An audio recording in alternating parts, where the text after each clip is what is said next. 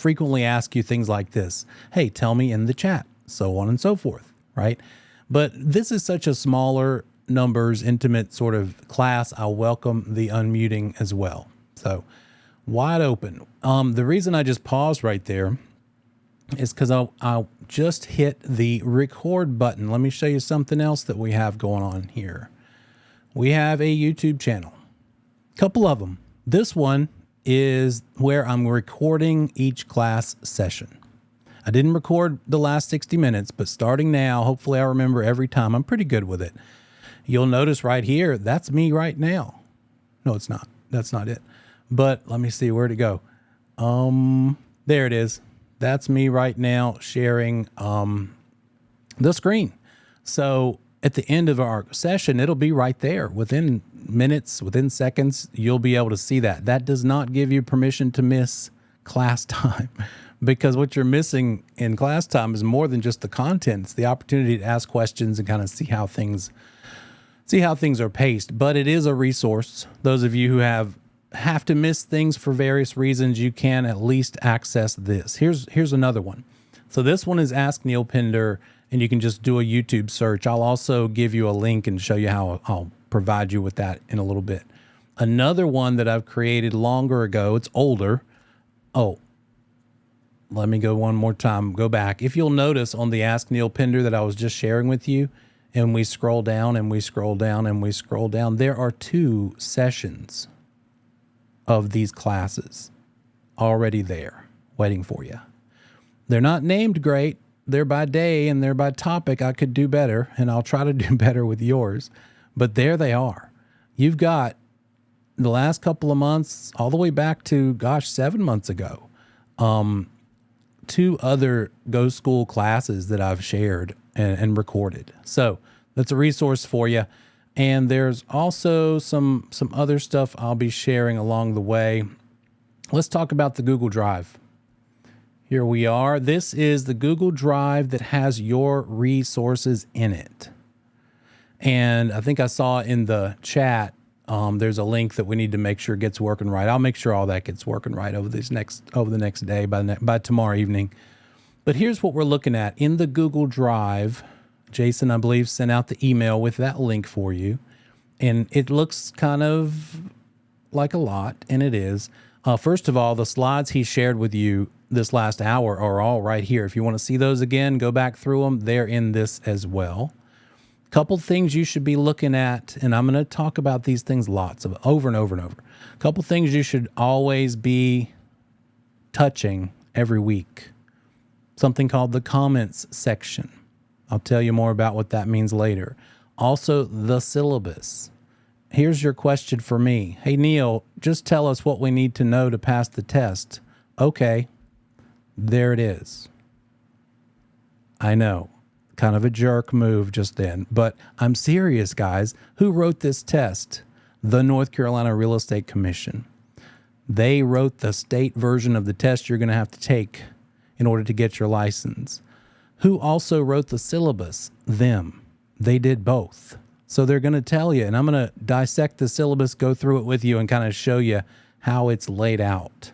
It's a brand new one. They've just modified some things. Here's a couple things to know.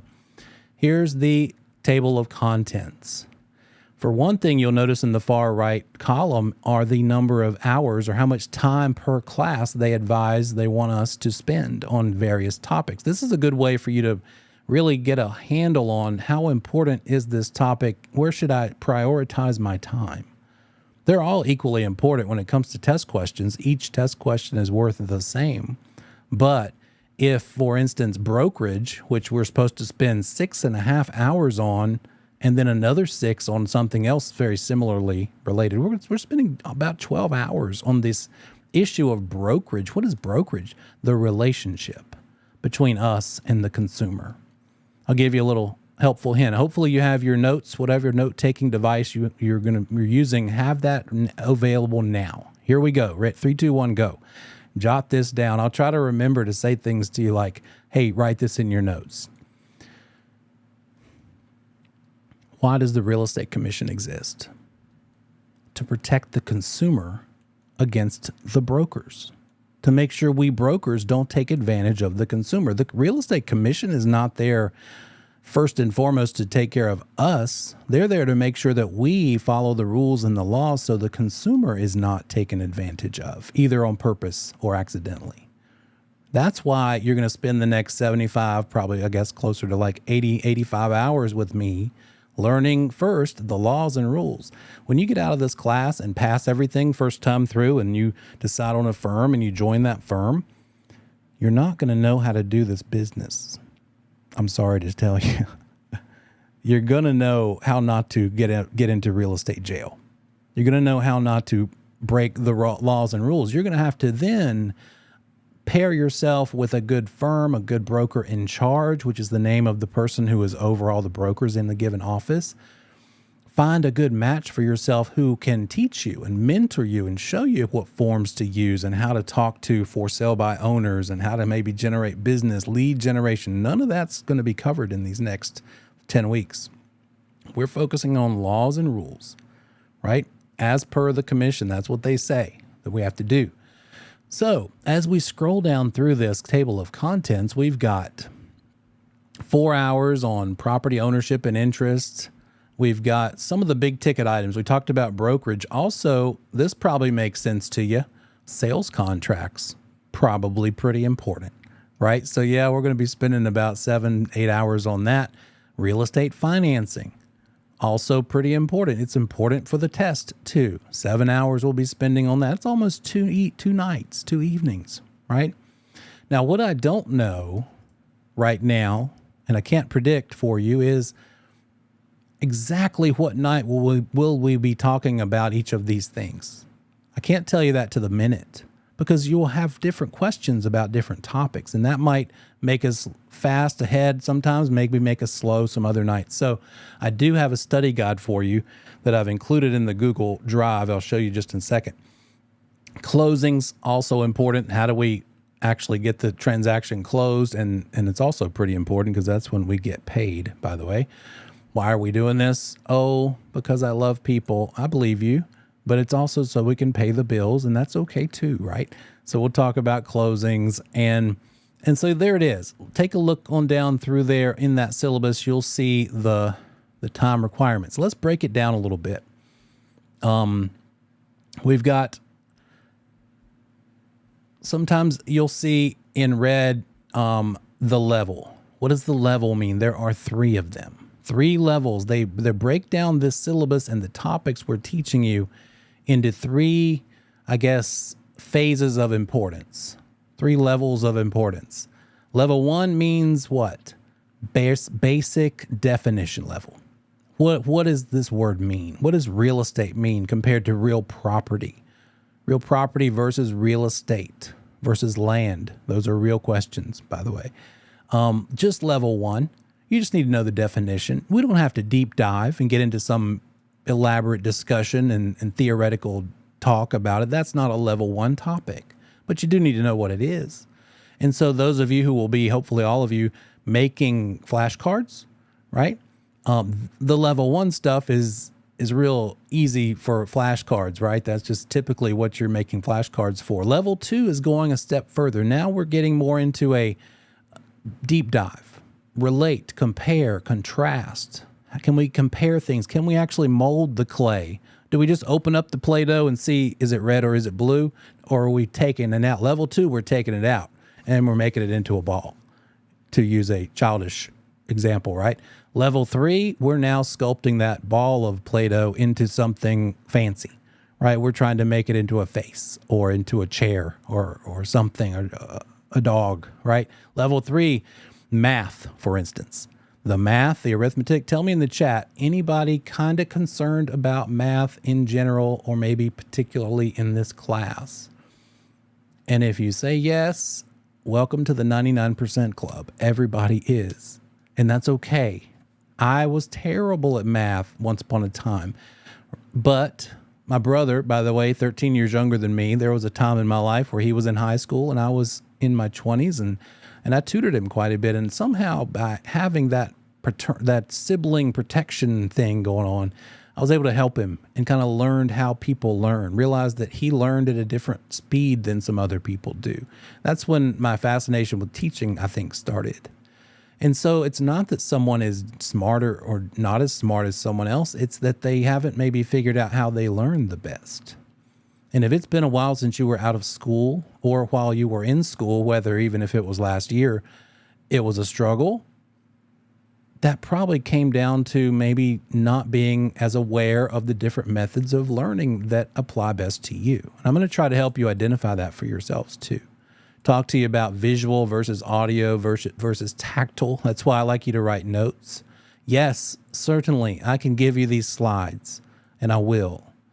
But I've been guilty of this mistake in the past when learning things. I buy the things thinking I'll read through this later. And I watch the video and I don't take notes and I don't actively learn it. And I never read through it again later. And I never learn it either, right? Learning it by just kind of skimming it or even just listening is one thing, but learning it and actively making notes, comparing it, thinking it through. And one great nugget that Jason gave you is don't just pay attention to the right answers on the practice quizzes.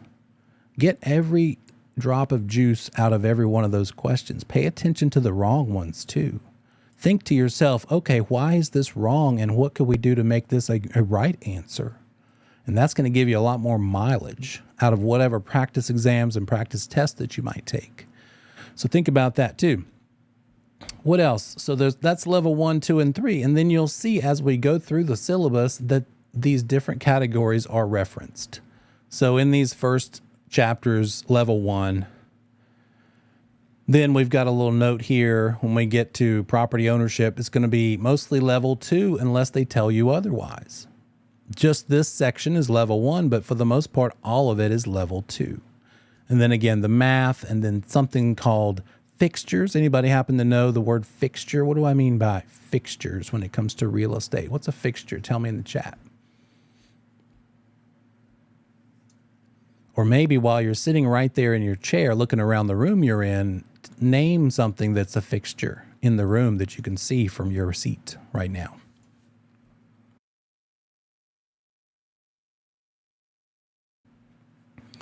There you go. Will says permanently attached lights. Yep. Ceiling fans, light bulb. You got it. That bulb is screwed in. Sometimes people steal the bulbs. They are officially fixtures. You're not supposed to take them with you. Now that's interesting. A piece of furniture could become a fixture, but if it's just like a side table beside your bed where you could just pick it up and walk out the door, not a fixture. Now we're talking about personal property. So that whole, guess what? Fixtures versus personal property. Imagine this. You have the closing scheduled today at 1 p.m. You're going to have a walkthrough this morning at 9 a.m. just to let your client, your buyer client, see the house, make sure it's still in pretty much the same condition it was. When they negotiated the offer, they wrote in the contract that the dining room table stays with the house. That's in the contract. That you negotiated. Maybe it's really fancy and they really liked it. Well, when you show up for the walkthrough, the house is completely empty, including the dining room table. It wasn't a fixture. Still not a fixture. It's personal property, but it was in the contract, so it should have stayed, right? What about sometimes there's a table attached to the wall and you would need a screwdriver or a hammer if you wanted to destroy it, but it would need a device to get unattached. Now that's a fixture. Can you see how fixtures are a bigger deal? And fixtures are a real world issue and a source of disciplinary action that agents can get in trouble for if they don't handle it properly. So yeah, fixtures are a level 3. And there it is. Fixtures, level 3. We'll dig into this syllabus a lot, and you should too. Let me see what else we've got. Oh, here's the study guide. And again, this is sort of an organic thing. It's almost more of an estimate. It's just approximate. Sorry, I'm making you seasick. Here, let me download it so I'm not doing this weird thing. Sorry.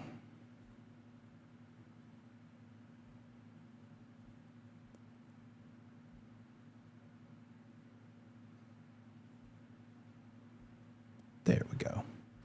Now I'll share it with you better.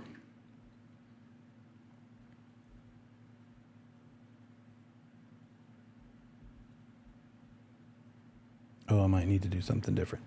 I'll save it as a PDF. That's what it is. It's not a PDF.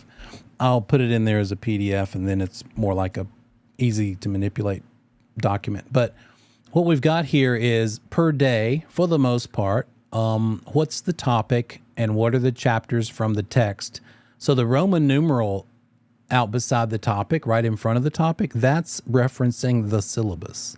So in this case, basic concepts is from Roman numeral 1, section 1 of your syllabus, the syllabus that we just looked at. And then how does that compare to the actual textbook? It's chapter 1 of the textbook. It just so happens to line up. The textbook being that yellow book that I showed you the top-down view of just a little bit ago, that I'm going to show you more again in just a second. So they don't always line up, though. You've got, let's see, we get down, oh, here we go. Textbook chapters 20 is the first time, no, 6. 6 is the first time we kind of depart a little bit. So textbook chapter 6 is the matching up with syllabus section 5. I hate that it's that way. I wish the textbooks were always in line with the syllabus, but this is just to kind of give you a cross-reference to help you stay on top of it. There's probably 5 or 6 chapters that are skewed like that, but for the most part, 7 in the syllabus is 7 in the textbook, for instance, and I'll help you see that along the way. What else? Let me kind of share with you some stuff here first, and then we will come back to this. Obviously, we're doing this. This is to get your broker license. The Real Estate Commission is the governing authority. They're based in Raleigh. And the Real Estate Commission website is, just for your fun and research, if you go to www.ncrec.gov, I'll put that in the chat, that's the Real Estate Commission website. We will become very familiar with that. You will as you practice in this business. To get through this course, you don't really need it so much. There are some resources there that might be useful, but I pretty much pull whatever you need from there and give it to you directly. Let me hit the highlights again so that we are on the same page. Every time that we meet together, just make sure that you rename so that I call you the right name. Go ahead and it's okay to put in the name that you want me to call you. After this first night, now I'll kind of compare you to the roster and know who you are, but just give me your name you preferred to be called. Who am I? Gosh, I've been talking to you off and on for the last hour. Neil Pender, I've been in the business since 1996 in general brokerage, still listing and selling. Survived 2008, survived lots of different markets, and even the last 4 or 5 years have been pretty crazy, unprecedented, right? There's some contact info for you. I've got a couple of emails you'll see pop up. This is my generic Gmail. There's also the one from Go School, neil@goschool.biz, that you'll see pop up as well. There's my phone number. Feel free to email me, text me, post on Notion. I'll show you the Notion site here in a little bit. And then that askneilpender.com web address goes directly to the Notion class site. Notion is sort of a conferencing or a sort of a community-based, it can be lots of different things, but what I'm using it for is a way for us to have a virtual classroom. For instance, if we were in a physical building and you said, hey, Neil, where can I get a copy of the comments section? I would say, well, I printed them out and put a stack of them on my desk over in room 302. We don't have that. So I gave it as a PDF and I'm put it in the Google Drive, which you can find in your Notion classroom. It'll make more sense when I show it to you here in a minute.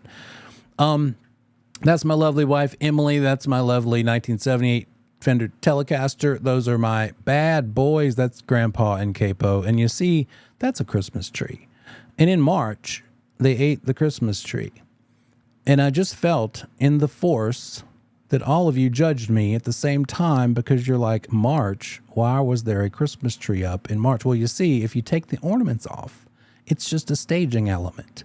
not a Christmas tree anymore. Well, now it's in the garbage. They ate it. They're okay. I didn't spank them too hard. No, I never will. I could never spank them. I got some alphabet behind my name. You'll see at the top of the page. Those are designations. Have you ever seen those letters, kind of different letters behind agents' names on business cards, on websites? When you get your license and then move forward and get those post-licensing classes all done, get all that done, because there's a clock ticking for that to be done. Once you get that done, you can sort of start to specialize and get more nuanced expertise in different areas. Some of them, this SRES means Seniors Real Estate Specialist. You learn how to deal with sort of elder concerns when it comes to real estate. It's also a way, if you have that, you could get on the list to be recommended by assisted living facilities to their residents. The PSA is something I would suggest every new agent get for sure, and that's called the Pricing Strategy Advisor designation. You learn how to price houses. You won't be tested on any of this for this class, so I'm not going to go too much into depth here, just letting you know there's some more avenues for more training later. Let me hit these highlights because these are important, and as moderator and making sure you get credit for this, I've got to pay attention to this, and I don't want you to be surprised by these things. I've got to see your pretty faces nice and full and well lit, just like I'm seeing now. I'm seeing you all very well right now.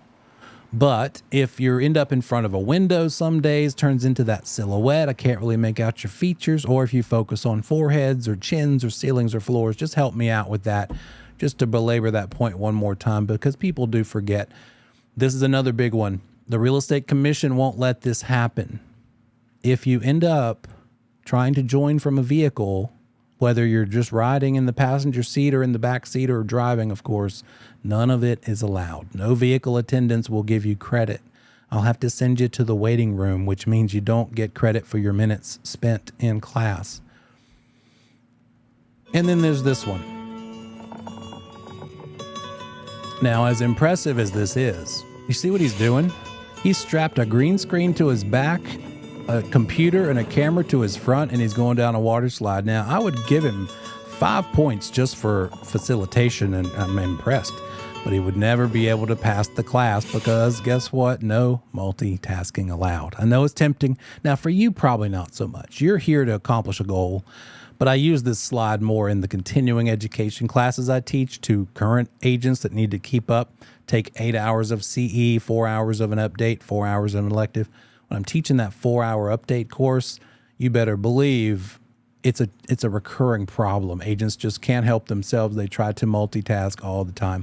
And here's where you end up. The virtual version of this thing, the waiting room. I tell people in CE classes, our moderators, these nice ladies that do a lovely job of making sure people are behaving, are the strongest bouncer you've ever met in any bar because they have the power of the waiting room button, and you can't resist.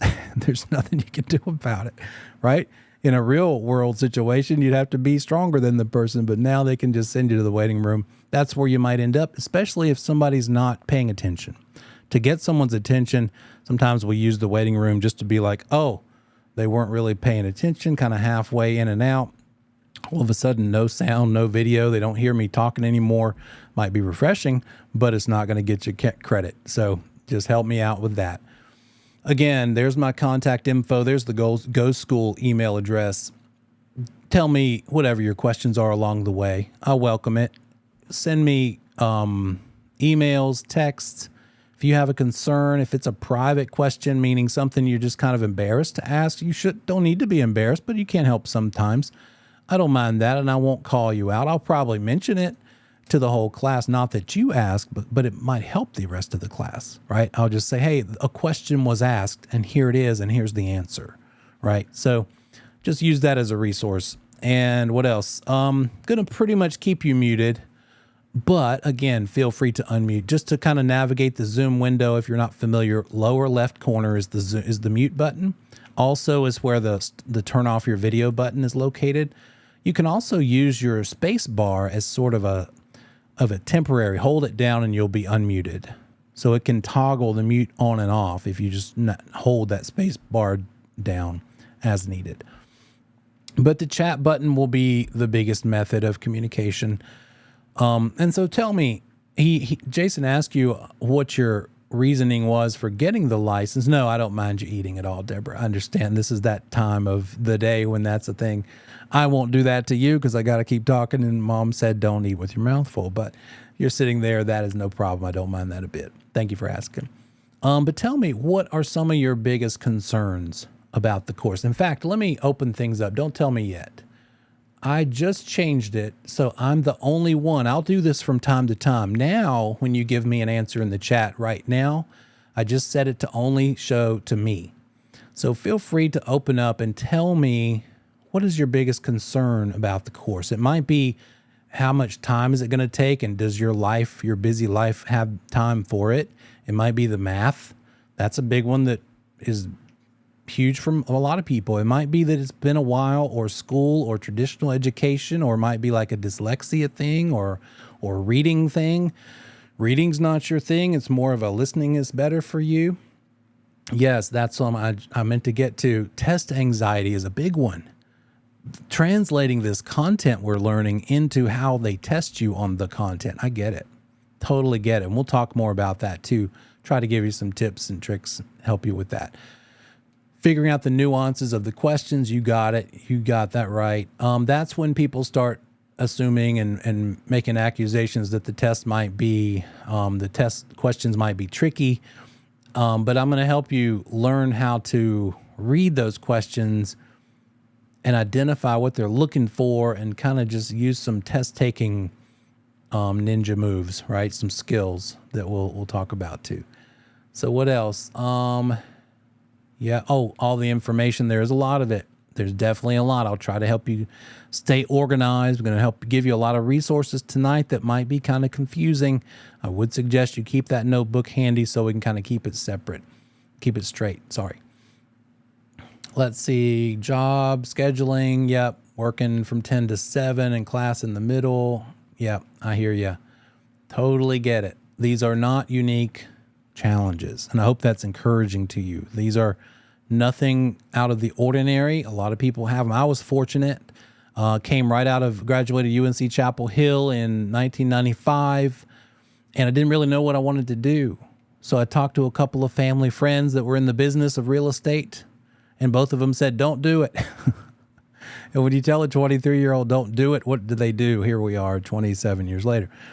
But I didn't have anything else to do. I was in the unique position that most of you probably aren't. Fresh out of school, still lived at home. I knew how to study because I had just finished studying a lot. And so I passed, thankfully. I should have. I had no reason not to.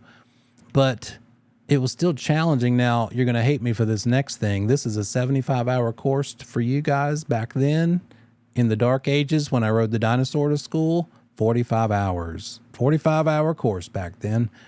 I know. Look what they've done to us.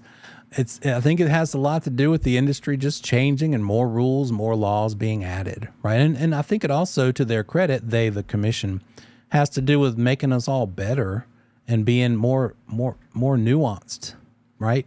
That'll make more sense as we go through the course. One of them, I'll tell you more about that later.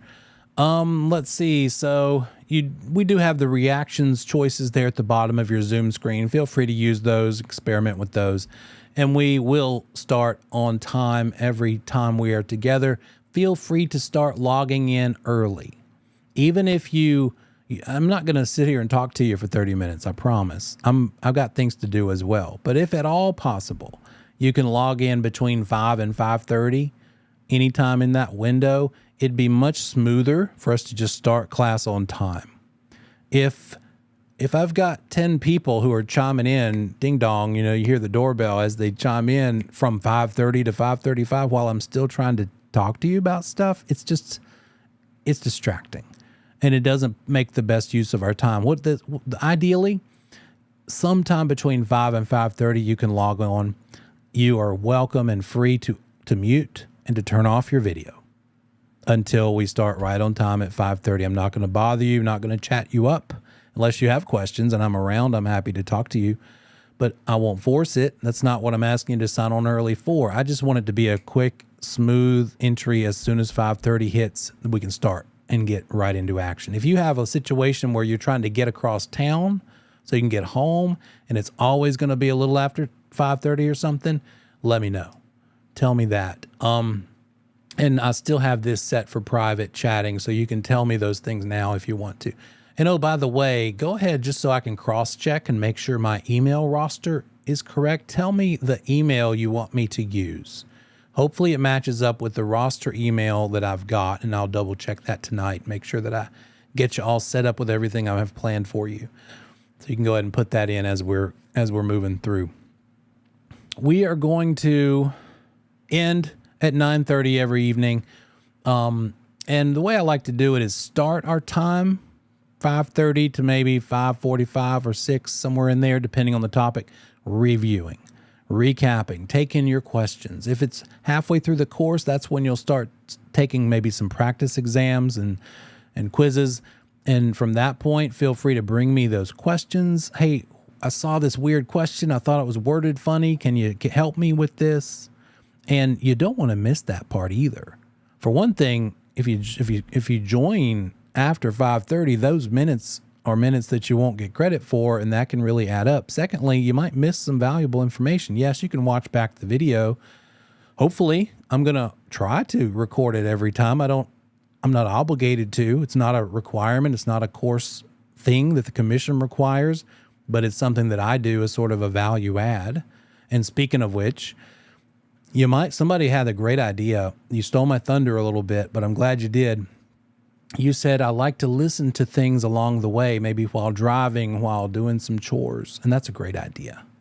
I started teaching 5 years ago, 2018. So I had to get up to speed really fast. They threw me in the deep end. I was teaching a class within like 2 days of saying, here, I'm ready to teach. I would, at some points in that first year, I would get up at 2 a.m, cram for 5 hours so that I could teach the class at 9 a.m. Not fun. So I had to basically do what you're doing now fast. And so I had certain resources I used, which included recorded class sessions. Now, if you are familiar with YouTube, I'm sure everybody is, you can subscribe to what's called YouTube Premium. I think it's $11.99. It's about $12 a month. Why? Well, for one thing, no ads, which is nice. You might get addicted to the no ads. Secondly, the most important part for us, you can turn your phone screen off and still hear the sound. I mowed the grass with my earbuds in my ears, listening to YouTube real estate instructional videos. I went to sleep to it. I drove down the road without looking at the screen, just listening, right? So you can do all those sorts of things. And I would suggest you do that. Just listening can be super helpful. What else? Let me make no mistake, this is a college level course in that. What is it about college? It's a lot of information in a short amount of time. And I'll bet some of you, if not all of you, have had some college level courses. And if you have, you can relate that the undergrad experience is not so much about what you learn, but learning how you learn best, right? You might not remember those general college requirement courses and tests that you had to cram for, but you do remember that you had to read it, or maybe you had to say it out loud, read it out loud, or write out notes very carefully, or visual was more helpful than audio for you. Whatever helped you the most is what you probably figured out then. If you haven't, I'm going to help you with that, and feel free to reach out to me. And let me know what your concerns are there, and I'll try to help you get to the bottom of something that could work best for you. So here's the thing about this. This is all this means. If you're hoping that our 85 hours here together, it's 85. This class we put together, even though the commission requires a minimum 75, we give you 85. It's not enough if that's all you spend. It will not work in your favor to tune in and watch and listen and even take notes and do all that stuff if you don't spend any personal time outside of our time together. You've got to spend time outside of this class. Now, if that means you get up a little early, some of you are like, I already get up at 4. you might find that extra window of time in the morning. It might be late at night. It might be at lunch, right? Instead of doing your normal lunch routine, you leave the office, whatever it is, that wherever you work, and you just go sit in the car and eat a sandwich and go through. I promise you, the little 5, 10, 15, 20-minute opportunities really add up. You might have seen my background at some point. I've got a couple guitars back there. It's a lifelong pursuit. I love it. If I won the lottery, that's probably all I would do all the time. I'm just fascinated by how music works. And I've tried to learn music and learn to play the guitar by reading books. Guess what? It doesn't work. You've got to get your hands on the device. Well, how does that apply to this class for you? Test taking. We do need to spend a good bit of time. The first half of the course is going to be content. We do give you a quarter term exam, by the way. So the first quarter of the course, we'll have a quarter term exam for you to take, and then a midterm, and then a couple other ones we'll tell you about. But as soon as you can start taking practice exams, that's the getting your hands on the guitar, right? That's the actual playing the guitar that I'm talking about. The reading it, the absorbing content is one thing, but it's not like you go sit down at the test-taking facility and they say, okay, tell me what you know about real estate. No. They say, here, start answering these test questions written by the Real Estate Commission. Sometimes you'll read those practice questions and you'll think, maybe sarcastically, gosh, does somebody just have nothing better to do all day than to write test questions? Exactly. That's exactly what somebody does all day. Several at the Real Estate Commission, that is their job. And they take it very seriously. Last year, by the way, let me tell you this. There is a Real Estate Commission bulletin. The Real Estate Commission puts out a bulletin every month that shows us like news, things we need to know about the industry, rule changes, things that have taken place. Let me share this with you. And here's what it looks like for June. So every month we get the bulletin and everybody clicks on this particular part of it, the disciplinary actions. This is what people did wrong and got busted for in real estate by name. Part of the whole, and this is testable too, by the way. We'll see some words in these disciplinary actions as we scroll through just a minute here. Words like suspension, revoke, reprimand, maybe even censure. Those are the 4 things you could jot down in your notes right now. We'll talk about it a million times before we're done. Those are the 4 ways the Real Estate Commission disciplines us. So let's look at them. This guy in Greensboro, well, this one's, I never like these because the commission accepted a voluntary surrender. Whatever it was that he did, he just said, you know what, I'll stop doing real estate altogether. Here's my license and I'm out. And when they do that, they don't have to tell what went wrong. So we don't really learn a lot from this one, but look at this one. The commission suspended this person's license because a couple things. They got in trouble for some stuff and got a misdemeanor. You got to tell the commission. Here's another one that you have to actually know for the test. How much time do you have to tell the commission that you were convicted of a crime? When you get convicted of a crime, how many days do you have to inform the commission of that conviction? 60 days. 60 days. Write that one down. 60 days to tell the commission when you're convicted of a crime. Convicted of what? In this case, misdemeanor, failure to pay income tax. It could have been DUI. Did you get a DUI? Okay, fine. Convicted of it? Okay. Did you tell the commission within 60 days? That's testable. By the way, if you decide to move, change your address, how many days do you have to tell the commission that you moved? 10. 10 days to tell the commission that you changed your name, your address, your phone number, contact info, that sort of thing. If we keep on going, we've got another suspension here. We've got another, we see quite a few suspensions along the way. Let's see if there's anything. Oh, here's one. Here's a light one. The reprimand is the lightest one, kind of. Out of those 4 that I gave you, it's the lightest one. In this case, this person was reprimanded. Basically, slap on the hand, note in the file, do better, but we're not going to make you not do real estate. Suspension could be that they aren't allowed to do real estate for an amount of time. Now, I said could be. because sometimes you'll see that the commission stayed the suspension. They suspended the person's license, but they said, well, you know what?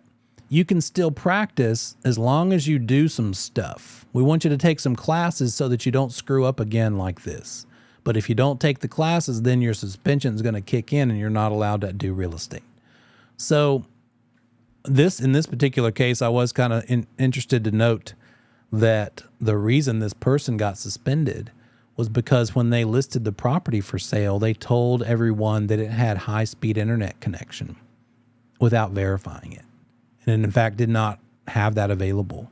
And of course, they got complained. And if I think about it, by the way, you'll hear more about this in some examples I'll give you our time together, because I'm selling my property right now. It's under contract. It's a weird one. It's zoned commercial, my property that I'm selling right now. So it's a 5-month due diligence period, the period that the buyer has to check into any reason they might not want to actually buy it. 5 months. It's kind of agonizing. I'm trying not to think about it. I want him to call me someday soon and say, you know what, we're done. Show up tomorrow and get your money. But anyway, I'm going to be moving and looking for probably a rental for a while. I'm going to need high-speed internet. Guess what? Because of this. So this would be quite important. I say all that to say this. Last year, some brand newly licensed brokers, fresh out of school, they got their license, but when they were studying, they set up an online study group, like a Facebook study group or something. And I think after they took their exam, they shared test questions online.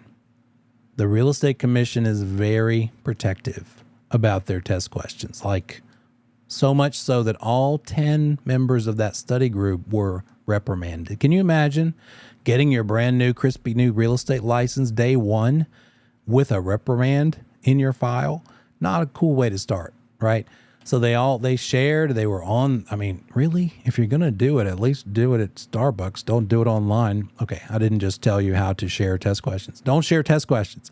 But, I mean, that's how serious this stuff is, right? So when you're, by the way, speaking of, when you're taking that final state exam, don't share the test questions. We learned last year what could go wrong. That's what could go wrong. Okay, let me show you this. Oh, no, here we are. Sorry. Let's go back to here. Oh, yeah. Actually, I need to update this slide. He shared with you a little bit ago, 17 hours is the most you can miss. That's 4 plus an hour, 4 total days plus an hour. I promise you, around week 7 or 8, some of you will have pushed it a little bit, and you might be saying, Neil, can you look at my minutes missed and see how close I am? Here's the thing. If you miss more than 17 hours before the final exam day, you can't take the final exam. You won't qualify. We don't let you in and make it available for you to test. We just don't let you in the room because you didn't get the proper amount of time. So don't squander it, right? Here's the situation that sometimes pops up. People will play a little too loose with this and miss chunks of time. Then they have like 30 minutes left with a week or two to go. And then something pops up that causes them, then they just have to miss. And it pushes them over the time. And then they start saying, well, gosh, it was unavoidable. Well, yeah, but how about those 15 hours before that one, right? So let's put it in perspective. And I just can't impress upon you enough. This is a serious matter we're dealing with. We're not just this isn't free, right? This wasn't just some free, hey, learn how to put up wallpaper Zoom course. This is something you've invested your money in, and now you need to invest your time in, and it's going to take outside time. So I know I sound like I'm maybe belaboring the point, but it's because people have done things that have been unfortunate for them and messed up their chances. What do you need? Classic stuff, note-taking things. You will need what I call dumb calculator for the final exam. Just something that does multiplication, division, that sort of thing. Nothing that can store answers in. And then depending on your note taking, if you're typing things into into an app, that's a thing. Yeah, we do actually have class during the 4th of July week. The 4th is on a Tuesday, I believe. So that Wednesday and Thursday, we still have class. So markers, highlighters, pens, paper, whatever works for you, have those things. Here's a good game plan. The book, the yellow book, I'm going to go through it with you and share it with you. Oh, gosh, it's already another break time. We'll go through that one when we get back from break, and I'll show you kind of the layout of a given chapter and how to digest that chapter the easiest. So I'll see you back here in 10.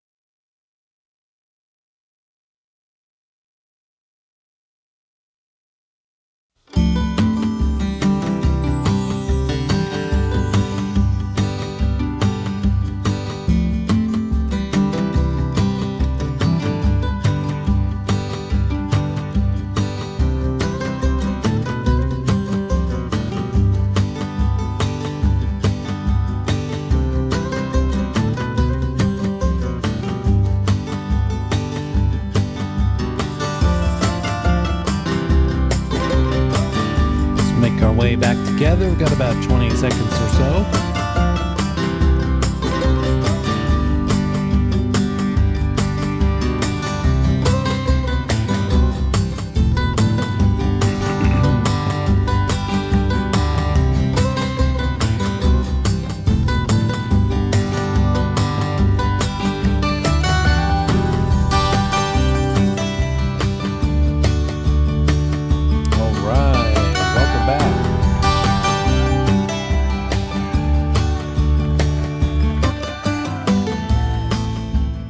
Share something with you. Got a couple of you that have noticed that over the course of last break, I emailed all of you an invitation to sign up to Notion. Now, I still need to do some work on it. Still need to make sure some links are right. But go ahead and when you find that email later tonight, sign up, do whatever it asks you to do so that you have access to this. And this is what it looks like. Sadly, for some reason, I can't pinch to Zoom or spread fingers to Zoom on Notion. It just doesn't let me do it. But this is what you'll see. And I've got 4 check boxes here for just pointing out various things here when I get it corrected. Well, first of all, oh, good. Let me do this. There. Now, go ahead and when you have successfully joined the Notion and accessed it, give me a little note. Just type a little message there so I can see who has gotten into it successfully. Not right now, but some point between now and tomorrow. And eventually I'll have it working so that you've got, oops, locked up on me, a link to the Google Drive, a link to the Zoom, this Zoom meeting, so you'll always be able to have a place to get this Zoom link. I will not tell you every Wednesday and Thursday. I will not remind you about class. I'm not going to send you the Zoom link. You're just going to need to keep it. Keep that email handy. Keep this handy somehow and use it every time, right? Let's see. What else will I have in here when it decides to not freeze up on me? I'll have some tutorials from time to time that might come up. Oh, there we go. Cool. Got some responses already. I'll have links to the YouTube channels, the 2 of them. One of them is the one called Ask Neil Pender. You can do a YouTube search for. If you type in the domain name Ask Neil Pender, it's this thing. It's this Notion page. And then there's another one that I think I've pointed. Let's see if this works. Yeah, okay. I pointed that domain name Impact Broker Coach to another YouTube channel I used when I taught for a different school. I teach, depending on the need and the schedule, I teach for different places. And here's what that looks like. This one has been around longer. This Impact Broker Coach one has been around longer. If you click on Videos tab, you can scroll down and down and down and down. And the oldest stuff from a year ago is some math walkthroughs. Like, this sort of looks like this. And it's just me kind of navigating, narrating, and writing out very messily how to do the various math problems. And then it's got some review sessions. It's just it's basically an entire course that I taught with a bunch of other. And it's topic, it's named per topic. So between that and the Ask Neil Pender one, you've got lots of things to listen to on your own time. Notion. Let me finish talking about Notion. What else? Oh, sometimes I have little explainers, like somebody gets confused about a thing. Oops. And it might bear like a typed response. It might be a typed up written blog kind of response. In this case, I created a visual, because it's a timeline related to mechanics liens, which are kind of confusing if you don't see it like a visual as far as I'm concerned. And then also, at the end of our time together, when you're prepping for the final exam, I put together this list of just red flags, words to kind of be watching out for. You have access to all this right now. But words like client versus customer, we will learn about when we get to the agency chapter. Remember, agency is that huge topic that we're going to need to learn about, how agents work with consumers. Those of you who might be getting your license because you just want to, probably If you want to do your own real estate as an investor, some people get their own license so they can get access to the multiple listing service and see what those comps are. Notable, a valid reason to get your license. But keep in mind, if you occasionally help somebody, you've got to take off the investor hat a little bit. If you're helping yourself and working for yourself 90% of the time, and occasionally somebody comes along and says, hey, can you help me? It's a big deal, because what we will learn when we get to agency is we have to put the client even above ourselves. And, when you're doing this business just with your own money and your own real estate, you're kind of thinking, how can I help me? That's the whole point. But now when there's another person that you're trying to help buy or help with them selling, it's a different ballgame altogether. We'll talk about a lot of that. So who is that person you're helping? Are they your client? Because if they are, you owe them a whole lot of stuff. Obedience, loyalty, disclosure, confidentiality, accounting, reasonable skill and care, which includes honesty and fairness. We'll get into all of that. If they are just your customer, that's different. You only owe your customer two of those things I just mentioned: disclosure and reasonable skill and care. You need to know what you're doing, and you have to tell them if you know there's something wrong with the property. And the customer to you is the principal to the transaction on the other side of the fence from you. So your client is not the same person as your customer, usually. If you're a buyer agent helping a buyer buy, the buyer is your client, most likely. The seller would be your customer. You can see the nuance there, and that's a huge deal when they're asking you a test question. So here's the thing about this whole list of words. What are they asking you about? Did the test question say it's a client you're dealing with or a customer? Are they the customer to you or the client to you? That's how important the words are. And that's why I have this list here. Offer versus contract. Vastly different answers to a question, depending on, is it the offer stage we're in, or has it been agreed and accepted and communicated and now it's a contract? Night and day. Mortgage or mortgagee, executed versus executory, a whole list of words like that make all the difference in the test question. So there's that. Take a look at that on your own time. And what else? The math. We'll get into math later. I think it'll be next week. We'll just kind of get used to it with talking about property tax. But when we get to closing the transaction, we have to learn, what does a paralegal do to put all the numbers on the closing disclosure? Every dollar has to be accounted for.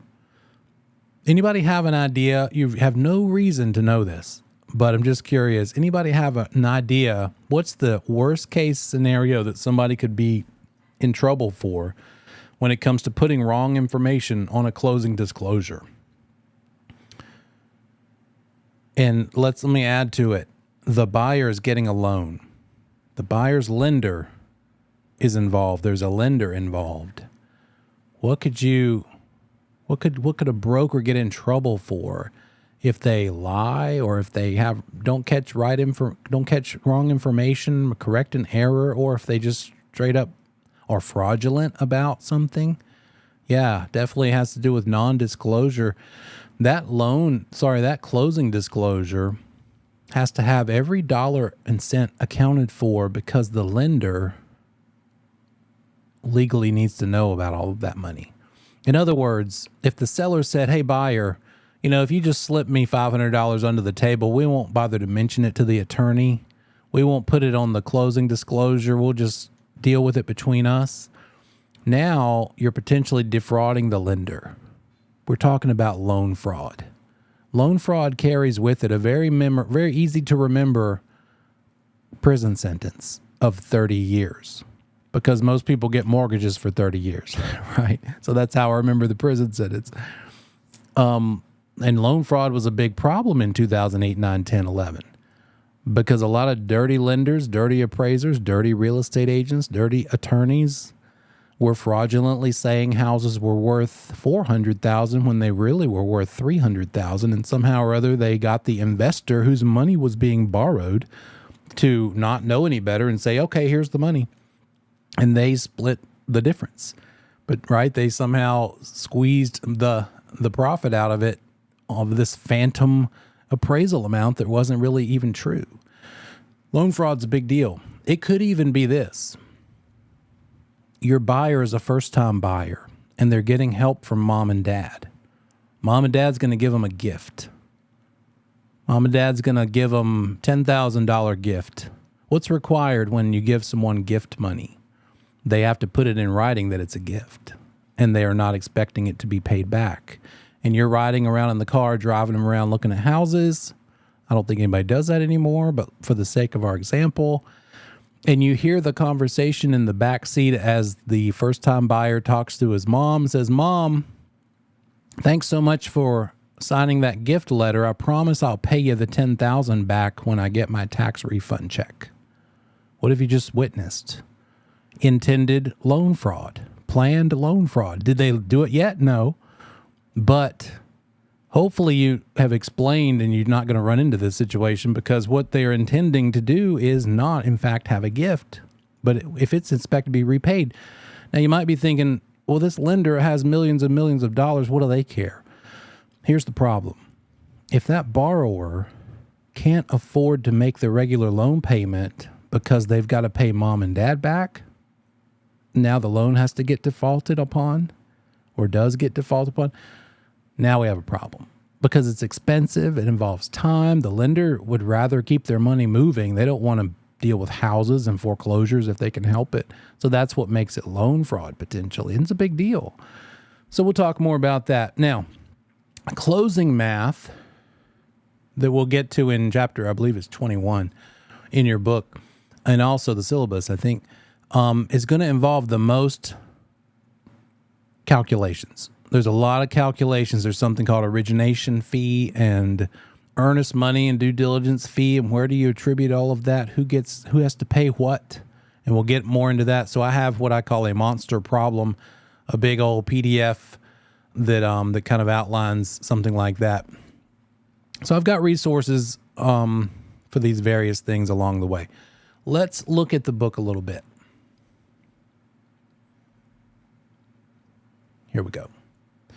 So let me show you, first of all. Let's look at the actual textbook. Now, the 10th edition is the one that you need. The 9th edition looks like this. Don't use it. I only have it here to show you because back when I was learning how to teach this course, this is the edition that was out. It's not per year. The editions they're probably good for 5 to 6 or 7 years, I think. Then they put out a new edition. So back then, look at what I ended up doing to this poor textbook. This is what you need to do to your textbook. That's what all those pens and highlighters and stuff are for. And look at these beautiful 2-inch thick margins that you can write things in. What I ended up doing that I found pretty useful, as I would read through, I'd start by reading the syllabus. I would suggest you read the relevant section of your syllabus first so that you can kind of program your brain to be looking for those words in this. As you have probably noticed, just from the weight of the box you carried in from your doorstep, this is 800 pages. Do you have to read 800 pages to pass this class? No. But which pages and which words do you need to read? That's where the syllabus comes in. As you're going through this book, cross-check it, cross-reference it with the syllabus. That's how you know. And so that's what all these highlights are about. Sometimes I've got notes in the margin just because I wanted to remember to notice it here in the text. I've highlighted it, I've circled it, but I've also made a little note there too. So whatever you need to do, mark this thing up. What you want to do is make this monster 800-page book into a review tool for yourself 9 weeks from now. You don't want to have to go back through this book and see a bunch of, I don't know if I have any that are not marked. The new one I do, because I didn't have to mark them all up because I already knew it. But you don't want to have to see a bunch of, oops, there's some, of nothing, because then you're going to have to reread the whole thing. You just want to have to hit the highlights of each section. That's why you're doing yourself the biggest favor by marking this thing up along the way. So mark this up, and then also to do the same thing with the syllabus. Let's look at the book. Given chapter, let's see, I just opened it up to a random chapter, chapter 3. The first part is going to give you some terms. I don't know if I can make this any closer. Sorry. So the key terms might be useful. Again, I would start by reading the syllabus before you read the chapter of the book. Read the syllabus, see what you're going to be facing, then read through the book. And you might read this chapter one time just kind of skimming it like a magazine, and another time read it back through more intently. One of those times, just look for the things from the syllabus and mark them. Maybe the first time through, you're just trying to say, okay, how can I find the syllabus items in this chapter? Guess what? There's going to be fat in this chapter. I don't know if you're like me. Some people eat the fat in the steak because they like it. I don't. I cut that part out. So you want to cut that part out of the chapter, right? The meat, not the fat, but the meat part is the syllabus part. So find the words in the chapter of the actual textbook that you see you need to know as shown by the syllabus. You'll also see some things. Let's see if this will work. Oh, there it is. VIP in North Carolina. They might even mention that. Related specifically to North Carolina. Those are probably always important to pay attention to, because here's how the test is laid out. Both the class exam and the state required exam. It's, let me see here. I wonder if I can.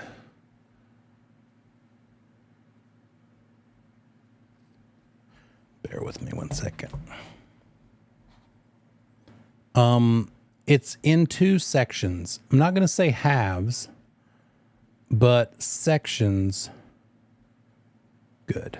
Okay, let me do some good old chalkboard work here.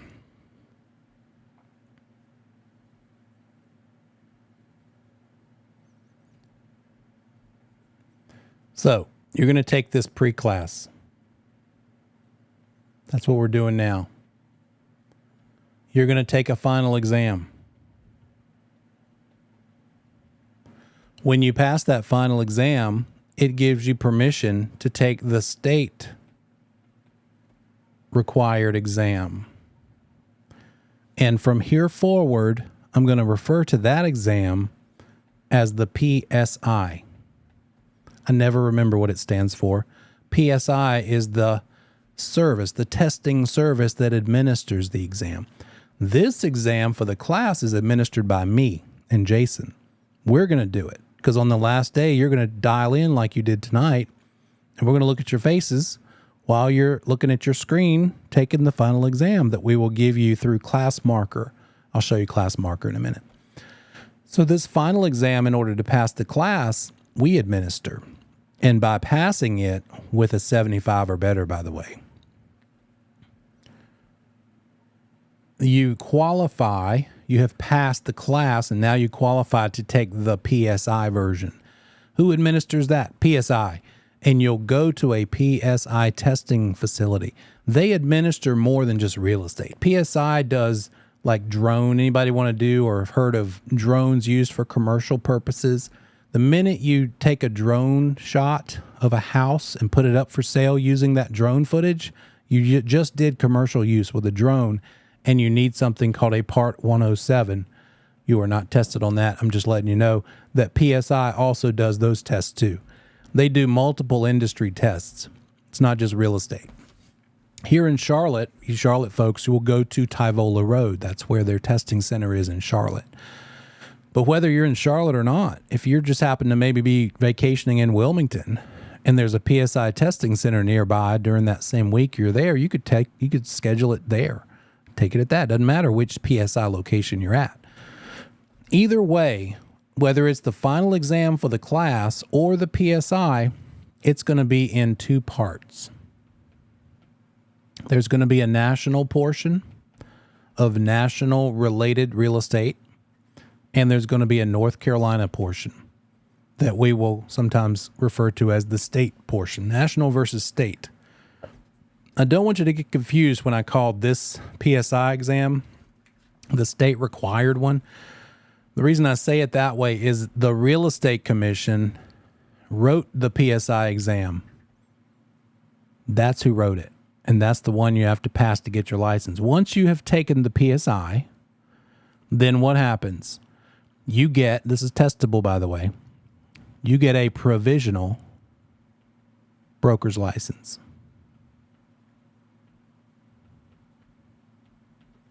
But can you do any real estate with that? Not yet, because you need to change the status. The initial status is inactive. Once you get your provisional broker's license because you passed the PSI exam, the very first status it comes to you in is inactive. You need to activate it by joining a firm. I'll also call that pick a BIC. BIC means broker in charge. Every real estate office has a broker in charge of all of the brokers in the office. That's who's responsible for if you behave yourself. For you provisional brokers, which is what you'll be in the beginning, those BICs, brokers in charge, are extra responsible for you. They have to really be tuned in to every move you make. In fact, every transaction you do, that BIC needs to be in tune with. They need to be in the loop if you're a provisional broker. Let me talk a little more about provisional.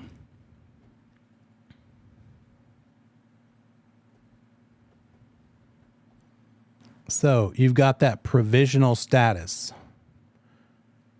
Provisional broker license on inactive status.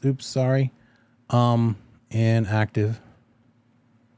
And we're going to activate by joining a firm. So you go join ABC Realty. And now you have an active status provisional license. What can you do with that? Almost everything I can do. You can do just about everything. Can you do commercial real estate with your provisional broker? Yes, you can.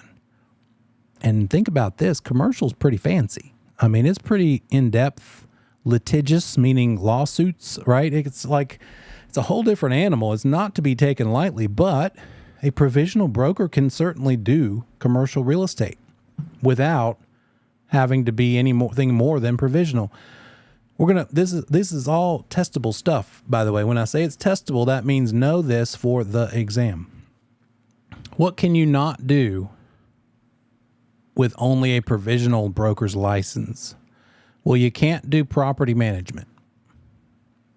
You can't be a property manager if all you have is a provisional broker's license. You cannot do something called a broker price opinion or a BPO for money. What does that mean? Sometimes a for sale by owner seller, somebody trying to sell their own home, they don't want to list their house with you, but they do recognize that you're a real estate professional and you might know something about how to price it right. So they might want to just pay you like $100 to tell them how much the house is worth. That would be a broker price opinion. You're not doing it in order to get the listing because they're not going to list with you because they're selling it on their own and that's all they want to do. They don't want you to list it, but they do want your help to tell them what it's worth. Another person or entity that could hire you to do a broker price opinion would be a bank if the bank is deciding on whether they need to foreclose on a property or not. We're going to get more into that later, but you can't do this if all you are is a provisional broker. Got to get that provisional status lifted and become non-provisional. I'll tell you how to do that in a minute. That's close enough. I'm not going to go much more into that until we actually get into the topic. What do you need to do to get rid of that provisional status? Who wants to know how you can get rid of your provisional status in about a month or two? First of all, You don't have to rush it. Here's a testable item. You have up to 18 months to get rid of your provisional status. And it requires more education. Shocker. It's going to be 3 classes that are 30 hours apiece. 3 30-hour classes that I can teach you. Any school can teach you. A total of 90 hours total. And they're called 301, 302, and 303. 301 is about agency, that whole relationship thing, a deep dive into the contracts that we use and how to take care of the client. 302 is about contracts and closings.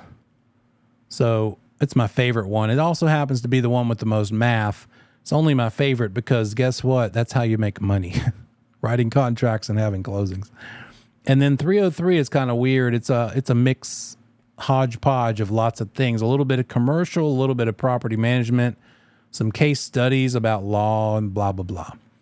So these 3, if you could find a school or a couple of different schools and stack them and take them like 2 in a given week and then the third one the following couple of weeks, within a month, that'd be kind of a marathon. There's not much else you'd have time for in your life because you'd be basically doing 90 hours.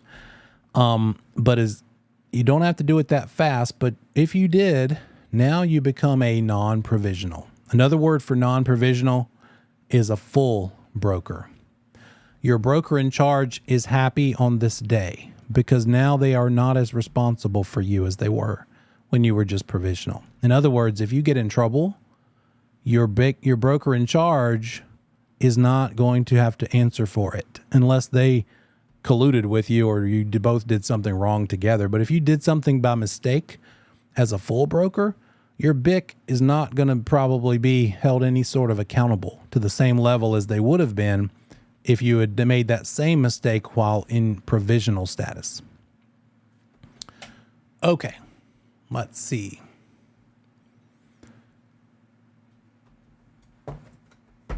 I'm kind of jumping around here, but it's for a reason. Here we go. So in the beginning of a chapter, you've got the terms. You've already read the syllabus. I would go ahead and, before you even read the chapter itself, flip to the back. Let me show you what's in the back. If there's some math, they'll go over the math concepts. Not every chapter has math, but this key point review is pretty important. That's going to give you what you just learned. So I'd probably read that first and then dig into the meat of the chapter. So read the syllabus section, then read the key point review, then read the chapter and try to find the things you saw in the syllabus within the chapter itself and mark them up accordingly. And then once you're done with that chapter, there's a quiz. Now, here's what I would say about these quizzes in this book. Some of the test questions are not relevant. Not every single quiz question in every single unit of this book is going to matter. I don't have a list of the ones that don't matter, but if you'll know because you saw it in the syllabus. If it's something that wasn't pointed out in the syllabus, but you see it as a quiz question, ask me. And I'll tell you, like, for instance, in one of these early chapters, you'll learn about the way we identify property. And in North Carolina, the predominant way that something called a legal description, the proper way to have a legal description of your property is called meets and bounds. But in the rest of the country, besides the original 13 colonies, it's the government rectangular survey method. We'll dig into that next week, but you don't have to know that much about the government rectangular survey method because we don't do that here. It's not a North Carolina thing, but you still are going to be tested on it on the national portion of the exam. But it's mostly level 1 stuff. So some of these quiz questions in that chapter go more into depth of the government rectangular survey method, and it's not necessary. So I'll try to remember to point those out and say, don't even worry about that question. So that's something you could run into. Here's another thing. Look in the very back of the book. In the appendix. The appendices are pretty useful. You've got a bunch of resources back here. One of them that they talk about They call it Appendix A. The very first appendix, I would say what this is the state of North Carolina license law. I don't know if you can make that out. That's the real estate license law. Now, the issue I have with this is these textbooks are only good for like 5 to 7 years. Then they re-up a new edition. I'd rather you read the license law as of this year instead of relying on what, in this case, I think this book is probably at least 2 or 3 years old. So don't look at the license law in the back of this book. I'll give you the PDF of the most recent version, and I'd rather you rely on that, just in case there's some differences. Another thing that might be more useful is some math, like a math refresher. There's a couple of things about math in one of these appendices.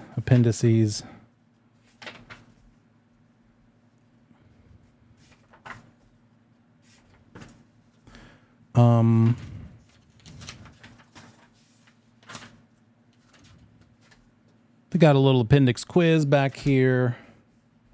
They have the measuring guidelines. I'll give you the most recent version of that. Guess what? We are responsible for the square feet that we report our properties listings to have. Now, here's a testable item to write down in your notes. Does the Real Estate Commission require us to measure houses? Is that something called a material fact that the Real Estate Commission requires of us when we list a house for sale? And the answer is no. The Real Estate Commission up there in Raleigh that governs us and makes sure we don't abuse the consumer, they don't care. But they do care if you choose to report it. And if you do choose to report it, then they say, well, then it better be accurate. They don't make us, but if we do report it for some reason, we've got to report the right one. And it's, how do we know it's accurate? Well, this document. And there's a yellow book, a printed book that is the same thing, but it's just printed here as this appendix. How to measure, like things like this. We pull the tape measure around the outside of the house. In fact, when you see that it's an 1,800 square foot house, that means the thicknesses of the walls are included in that. You don't have 1,800 feet of space you can walk on because you can't walk inside the walls. Those are included in the 1,800. And then some things like ceiling height that we'll get into later. Oh, by the way, those of you who just thought, I hate measuring things, good news, you can hire it out, but you're still responsible for it. Now, if the Real Estate Commission doesn't require that we report it, why, Neil, are you telling us how to measure? Because if you want to list your property in the multiple listing service, right, the online database that shows what all houses are for sale, they require that we report square feet. And since they require it in order for us to list a house, the commission says, okay, well, then you better put the accurate number in there. In other words, we can't look at the old listing from when this house sold 5 years ago and use that number. We got to measure it or hire it out to be measured on our own this time. We can't rely on the blueprints or the floor plan. We can't rely on a past appraisal, even from last week when they had it reappraised. We can't rely on the tax records to report the square feet. It's got to be our own measuring or someone that we hired. And so these guidelines of measuring is how we know how to do it properly. Another thing in this is, oh, here we go, talking about calculators, talking about fractions and decimals. You math-phobic folks, welcome. I'm one of you. I just learned how to do the math for real estate. And here it is. If you're familiar with algebra, that word might have just made your tummy hurt. But it's basically this. If I were to tell you this, hey, what do you multiply by 3 in order to end up with 6? What times 3 equals 6? I'll bet every one of you just thought to yourself, immediately you thought 2. You know that 2 times 3 is 6. That's what we're working with here. I'm going to show you how to set it up so that it's x times y equals z. 2 times 3 equals 6. And if you know where to plug that into that formula, you can pretty much do all of the real estate math you need to deal with. So part of that is knowing how to convert from a decimal to a fraction or to a regular number. So we'll talk about that. And this part, this appendix in the back of your book addresses that. So you might want to review that just to be ahead of the game a little bit. Percentage problems, that's probably even more important than fractions. I think you can get around the fraction thing, but you do need to know how to deal with decimals compared to percentages. And then finally, there's a big old bunch of test questions back here too. Oh, here's another important section. And this is in every textbook. So any of you who have taken a class, even back in high school, the terms are right here. The glossary. What's the definition of real estate? Look it up in the back of the book. You don't have to find it in here, although not a bad idea. But most everything should always be in this back appendix called the glossary. And then also, how do I know where we talk about fixtures in the book itself? Well, that's the index. And that's the very, very last section. And there it is. You can just look at every page. Like sometimes there's a topic that has 4 or 5 page numbers. And so that's everywhere they talked about agency or agricultural fixtures. 2 different pages where they talk about that. So just take some time this weekend, to get familiar with this book and understand what it's comprised of. Don't wait until halfway through to really understand what this thing has to offer. Especially if you're worried about math, go ahead and get up to speed on percentages versus decimals. It'll make your life a little easier. Yes, you can plug it in the calculator, but it will help you to understand why it works the way it does. So here we go. Read the units before the class. Complete the quizzes before the class session with me. List out any questions you have to ask in class or before class. Review that key point review at the end of each section or each unit. I reference Google Classroom. That's a mistake. Notion would be the way I need to fix that, to say Notion. And then always compare the syllabus to the textbook chapters themselves. Go back and forth. Even make notes. That syllabus is pretty good, has pretty good margins in it. I think one of you have talked about printing it off. Oops. That's what I wanted. Here we go. Here's our syllabus again. Let me share it with you.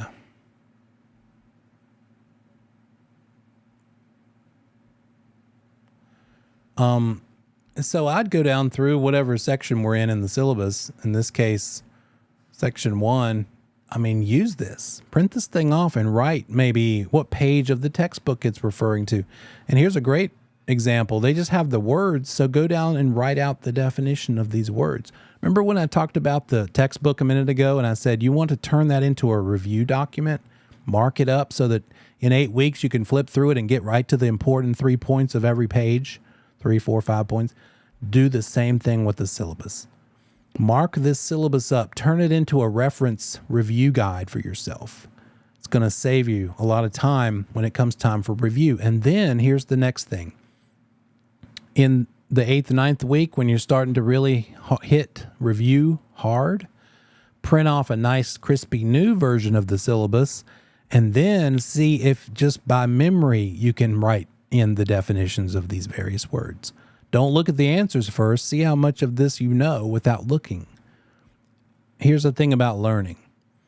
You get more mileage if you test yourself and quiz yourself than if you just look up the answer, right? So think and enjoy the struggle. Oh my gosh, what is this immobility thing it's talking about? Oh gosh, oh wait.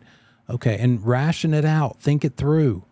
By doing that, it will actually serve it'll help you remember it better, right? Some of the stuff in the syllabus has definitions already in it. Some of it just has the words. So it's just going to depend on the chapter, but just turn it into stuff, write it and refer back and forth. Now you'll also see some blue links in the online version. When you see it, NCGS, that stands for North Carolina General Statute. Those are the laws and rules. North Carolina real estate laws and rules.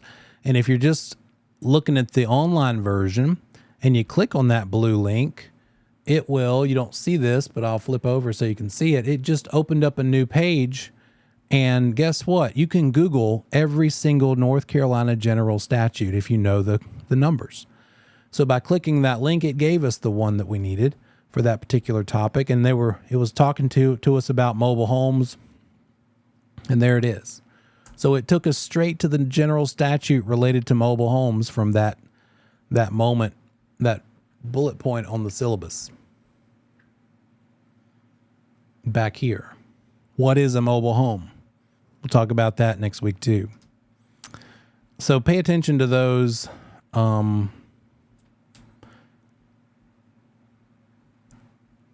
What else as we're going back through?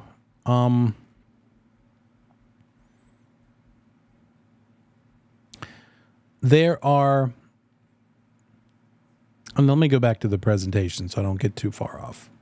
So we'll have a little structure here.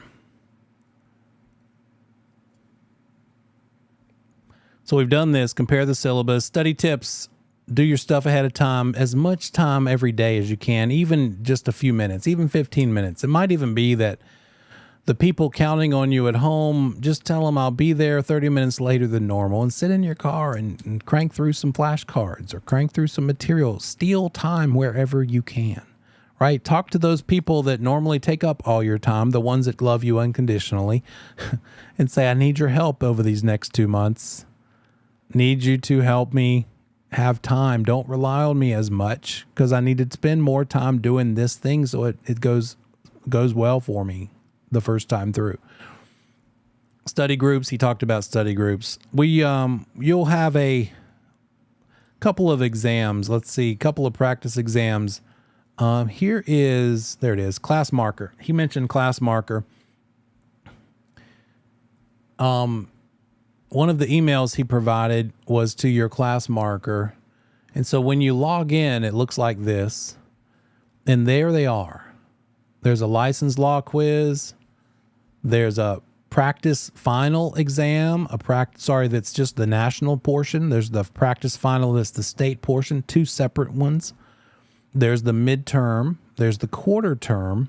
And there's the relink and syllabus quiz. They're in basically reverse order. I wish we could reorder them. I guess they can't, or they would have.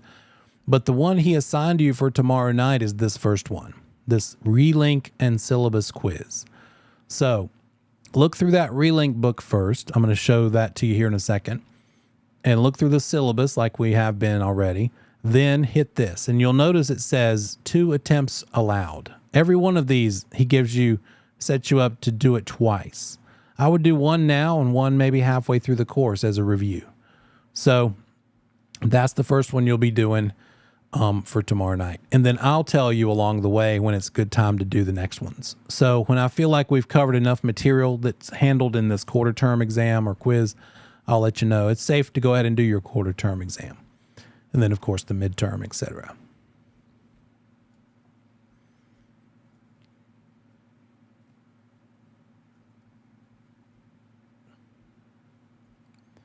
Okay, what else? I'll tell you the rest as we get to it. Here's the book. We talked about that already. The glossary, the index. And then, so there's that yellow textbook. Here's the other resource that's a sort of a textbook kind of resource. It's not as big. It's not 800 pages, but it's the real estate license law and the real estate commission rules. And thankfully, those two very boring to read, legalese worded documents have been summed up in this thing called the License Law Commission Rules Comments section. So here's what it looks like. You've got 3 different PDFs I'm giving you. One of them is about the license law. One of them is about the rules the commission has set forth. And then the third one, which I suggest you use as sort of your leader, your guide, is the comments section, which deals with both of these things. What does that look like? Let me show you those things.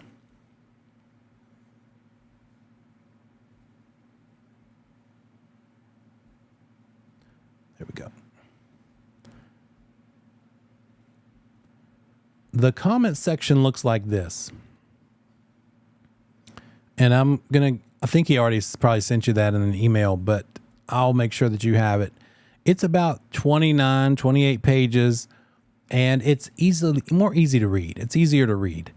And it references the various laws and rules, but it tells you what they are in like normal people language. The law is written as if, I don't know, an attorney wrote it, because they did. But this comment section is written as if a normal person said, well, here, let me tell you what this law says. Much easier to digest. So really pay attention to the comment section. Now, if you see a reference to 93A something, you'll never be tested on that. The commission will never, on the test, PSI test, they'll never say, which number is the general statute talking about what a broker is? No, they'll just ask you about a broker. But I'm just telling you this for your cross-reference purposes. If you see it GS 93A, that's a license law. 93A means license law material. If you see something called, let's see if we can find one real quick. 58, that's a commission rule. 58 something or other has to do with rules the real estate commission wrote. 93A something or other has to do with the license law of the state of North Carolina. And right now I can't find any reference to commission rule. Hang on a second. Oh, there's one. It might say 58 or it might say A something, because it's actually 58A dot something something. So any sort of A or 58 is a rule compared to a law. What I'm going to say is this. The comment section about the law and the rules is going to be something you're tested on the state portion of the PSI. In fact, I think like a good third to half of the questions. No, it's 10 out of 40. That's what it is. It's 10 questions out of the 40 are straight from the law and rule comment section. So it's things like this. When is a real estate license required? Why do you need a real estate license? Tell me this. If you want to sell your own house, do you need a real estate license? No. You guys have seen for sale by owner signs in people's yards. They don't need a license to sell their own house. You don't need that. But what if you want to help your brother sell his house? Because you know something about putting posts on Facebook. You know, you watch HGTV. You have what I call the HGTV PhD. And you know all about what HGTV says about real estate, which isn't that much when it comes to real estate, by the way. But you know how to stage houses. You like to go to open houses and you blah, blah, blah. Can you help your brother do real estate and not have a license? Well, here's the short answer. Yes. As long as you're, thank you, Brian, as long as you're not getting paid. Let me change the chat back to everybody seeing everything so y'all can see. There we go. Now, when you guys put things in the chat, it won't be private just to me. You can see what each other's talking about. So Bryant just said, yeah, as long as you're not charging your brother, then you don't need the license. That's what it's about. It's 3-part test. Doing real estate for money for someone else. But if you're doing real estate for someone else but not getting paid for it, you don't need the license. Can you help your granny because she owns a duplex and you're going to live in one half of it and you're going to manage the tenant in the other half, like help them collect the rent and give it to grandma, and you're doing that as a favor to granny. You're still paying the rent on your side that you live in, so she's not giving you free room and board. So you're helping grandma do real estate by collecting the rent from the tenant and giving it to her, and you're doing it for free because you're paying your own rent too. Can you do that without a real estate license? Sure. You're doing real estate for someone else. They like, on the test, they like to pull at your heartstrings and talk about grandma and stuff because it's like, well, surely you can do that. Well, yeah, but it's real estate for someone else, even your grandma, for compensation. What if your grandma says, well, since you're helping me collect the rent and find the good tenant when I need a new tenant, then I just won't charge you any rent for living in that other half of the duplex. Now, do you need a real estate license? Now you're not doing it for free anymore, are you? Because you're doing it in exchange for the rent. So therefore, yeah, you need the license now. See the difference? You can imagine on the test, they get kind of creative about how you're helping somebody do real estate. And the question that goes back to, are you doing it for some kind of compensation? Doesn't necessarily mean that she stroked you a check, gave you cash or cookies, something of value. Something of value could be rent, free rent. We'll talk more about the comment section and some more of these resources when we come back from break. I'll see you back here in 10.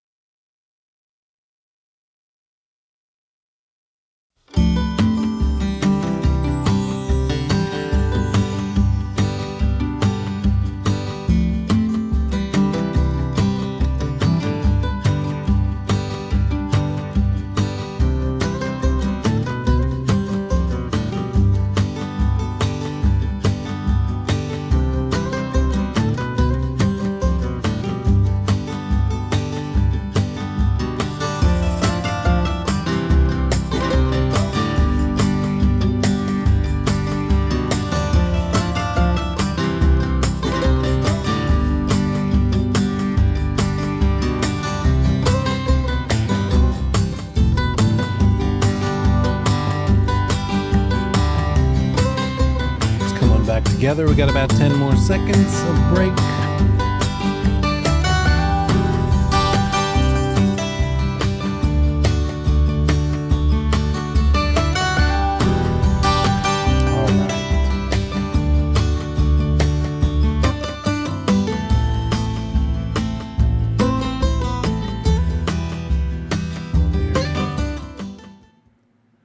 All right, let's look at this comment section a little bit more.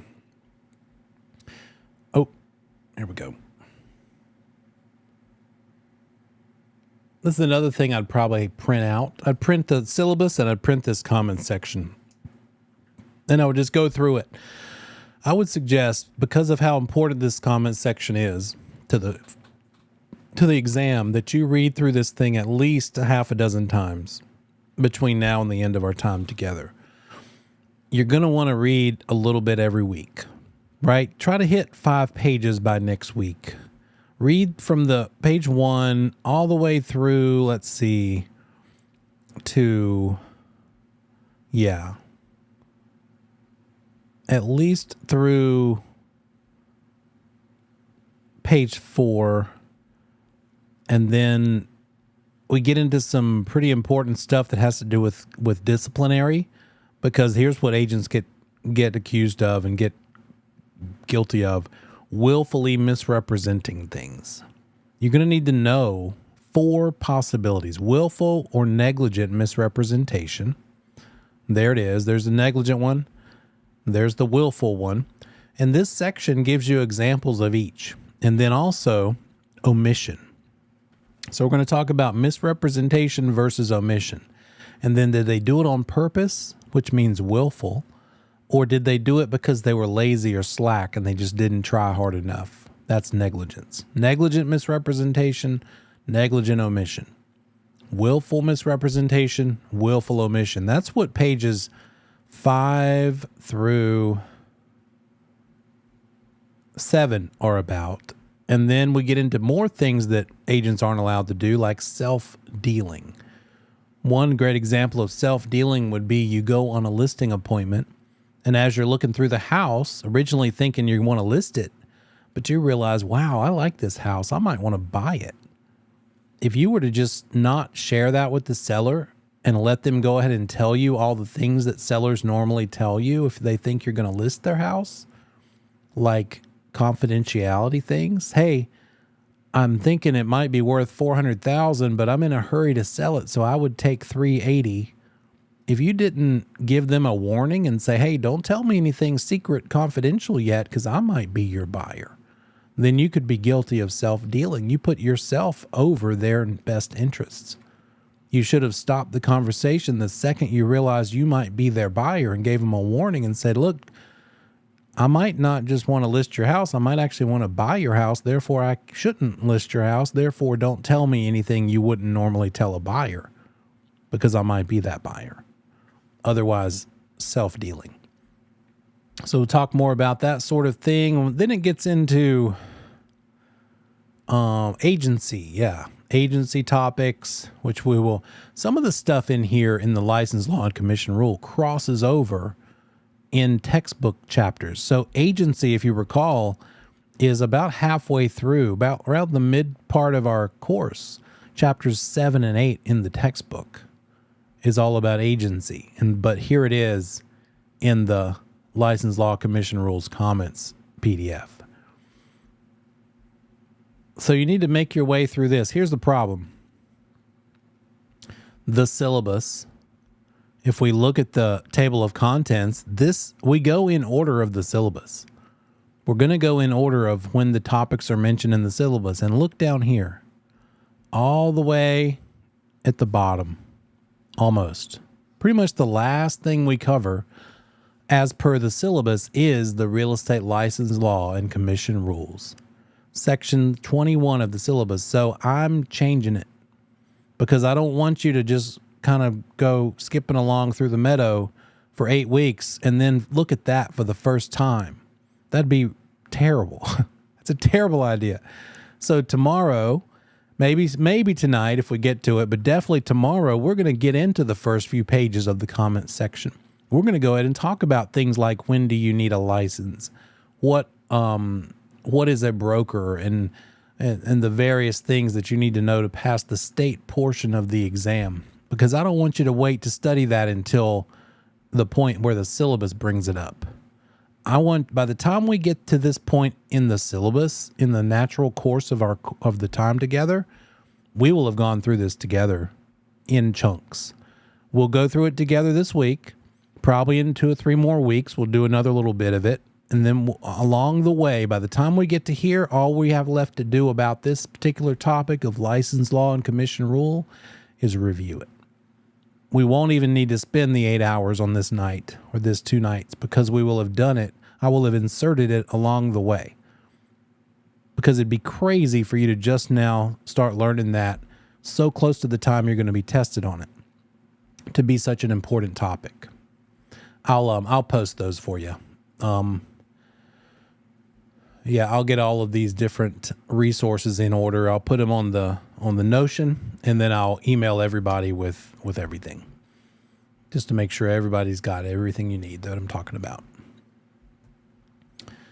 Okay, another thing somebody asked before the break was how many questions are there on the test, and that is going to go to the document called the Relink book that Jason talked about. Here it is.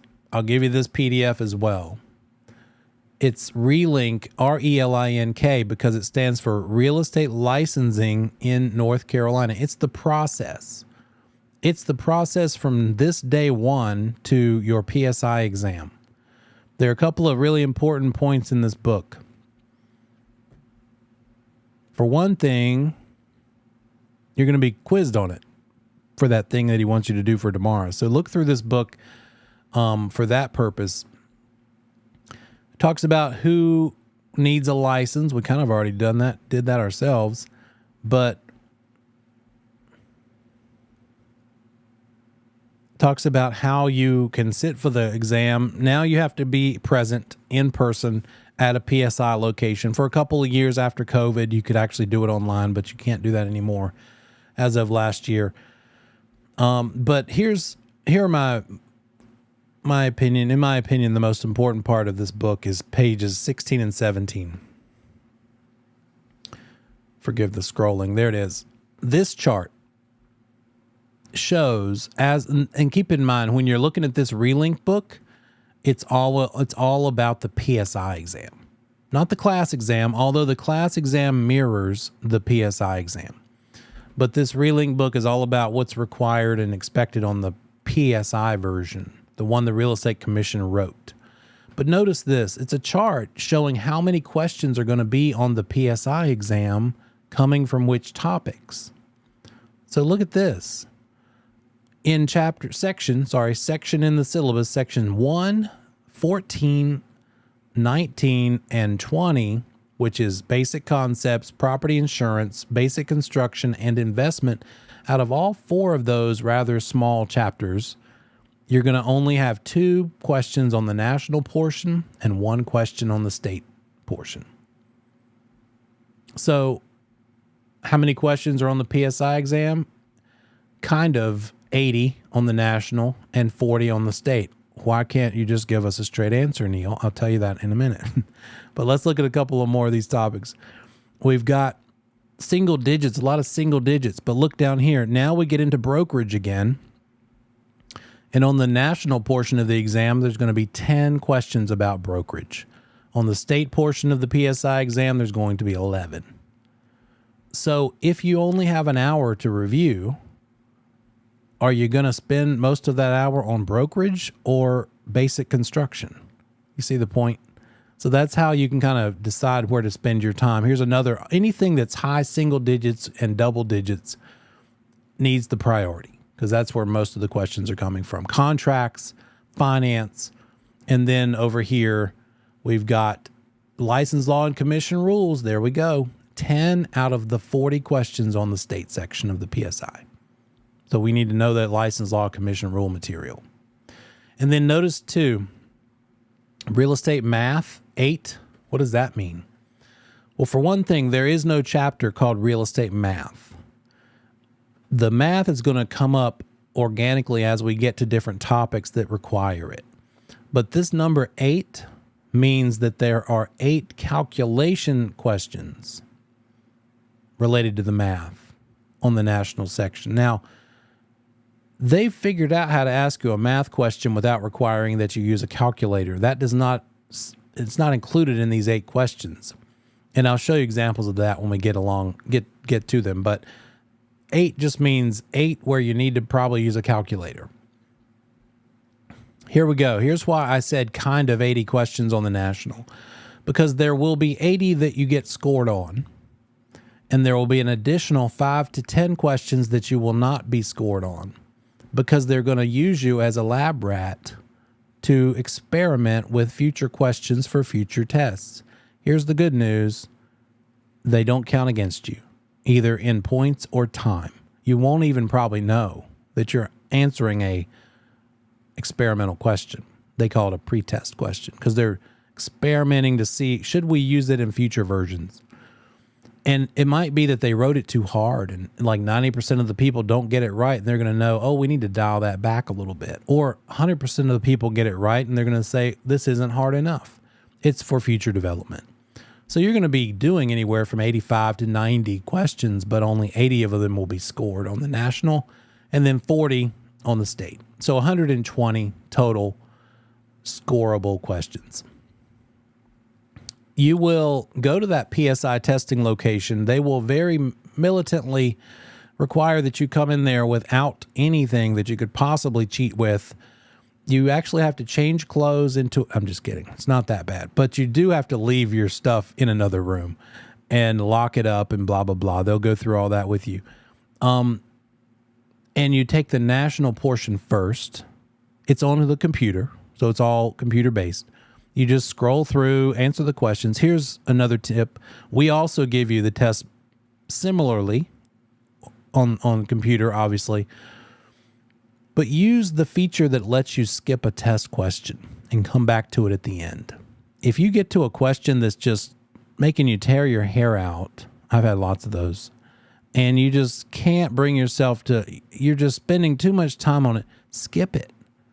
And then cue it back up later. It'll just roll to the back. And then when you're all done, it'll say, don't forget this one, and then do it. Don't spend any more time than, I don't know, a good minute or two on something that's just, because it might be that another test question 3 or 4 questions away spurs something in your memory that helps you remember what you need to answer this one that you were stuck on. And certainly the math ones, if math is a big concern, they're usually positioned toward the end anyway, but you could just maybe, even if you see a math question, just automatically skip it and just push them all to the end. Because that big, what I call that big monster question, that's a conglomeration of like 10 small calculations that need to result in how much does the buyer need to bring to closing, or how much is the seller going to get at closing. It's very tempting, especially if you're more of a competitive natured person, to just crank it out. Spend as much time as it takes, but don't do that at the expense of time that you could be spending answering 20 other questions, because even that one counts the same number of points. They are not weighted. They all count the same equal amount, right? So don't spend a whole bunch of time on stuff that's giving you trouble. Skip it. It'll come back to the end. Got to have 57 out of the 80 on the national, 29 out of the 40 on the state. What does that mean in percentages? It means approximately 72% on the PSI. In the class, the final exam for the class, it's 75% to pass the class exam. In order to schedule the PSI, which you're way far away from having to even do, here's the link and the information to do that. Before you even get to that point, in order to sit for the PSI exam, you have to get a background check. You can't just get any old background check. Even if you just had one done for a job 6 months ago, you've got to use this link. And it's not time to do that yet. I'll remind you about midway through the course. How long will it take them to give you the results of your background check? That depends on how many places you've lived and how many name changes you've had. And it also depends on how much it's going to cost. Some people it's like $15, $20. Some people it might be $40 or $50. How many places do they have to reach out to because you were a military person and lived in 10 places in the last lifetime? And then maybe you were married 2 or 3 times and had 2 or 3 name changes. They got to check all the different name changes. So all of that factors into it. Here's another thing. Every now and then I'll get a direct private message from somebody who finds out about the background check, and they're thinking and they're saying to me, well, here's the thing. Once upon a time, 15 years ago, I kind of got into some trouble, and I'm kind of wondering, does that trouble preclude me from getting a real estate license? If it's something particularly creative, here's a way you can find out if it's even worth your time to spend the next 10 weeks with me. It's called a petition for predetermination. Petition for predetermination. You can go to the Real Estate Commission website and pay them $45. And for that $45, tell them your situation, what happened. Tell them, not me. And they will say, yeah, that will not stand in the way of you getting a license. You came forward. You didn't make us find it on our own. And it was not bad enough that it would keep you from getting a license, as long as you pass the test and blah, blah, blah. So if it's something you're particularly worried about, everybody's got something. Some people have more colorful stories in their past than others, and that's just a resource. Tell your friends if you have a friend who's got great stories from the past that resulted in law enforcement and they're wondering, should I even bother? That's how you can find out. What else? So look through this Relink book, refer back to this chart as we're studying closer to your review time, and they go more into depth on the actual process of the exam and scheduling the exam. Any questions you ever have in this course to me, hey, Neil, what do I do about scheduling the test? It's in the Relink book. All of that stuff is addressed here. This is how the testing works for the PSI. I'll just point you to it. When you ask me those questions, if I know, I'll tell you, but I'll say, let's check the Relink book to be sure. And there it is. You will be given, I got you. You'll be given 2.5 hours for the national portion and 1.5 hours for the state portion. You'll take the national. They'll probably let you, I think they let you go on a potty break, very supervised. They have to watch. I'm just kidding. But they don't let everybody just go at once, I think. And then you take the state, the second half. So nationals first, then state. Somebody have a question?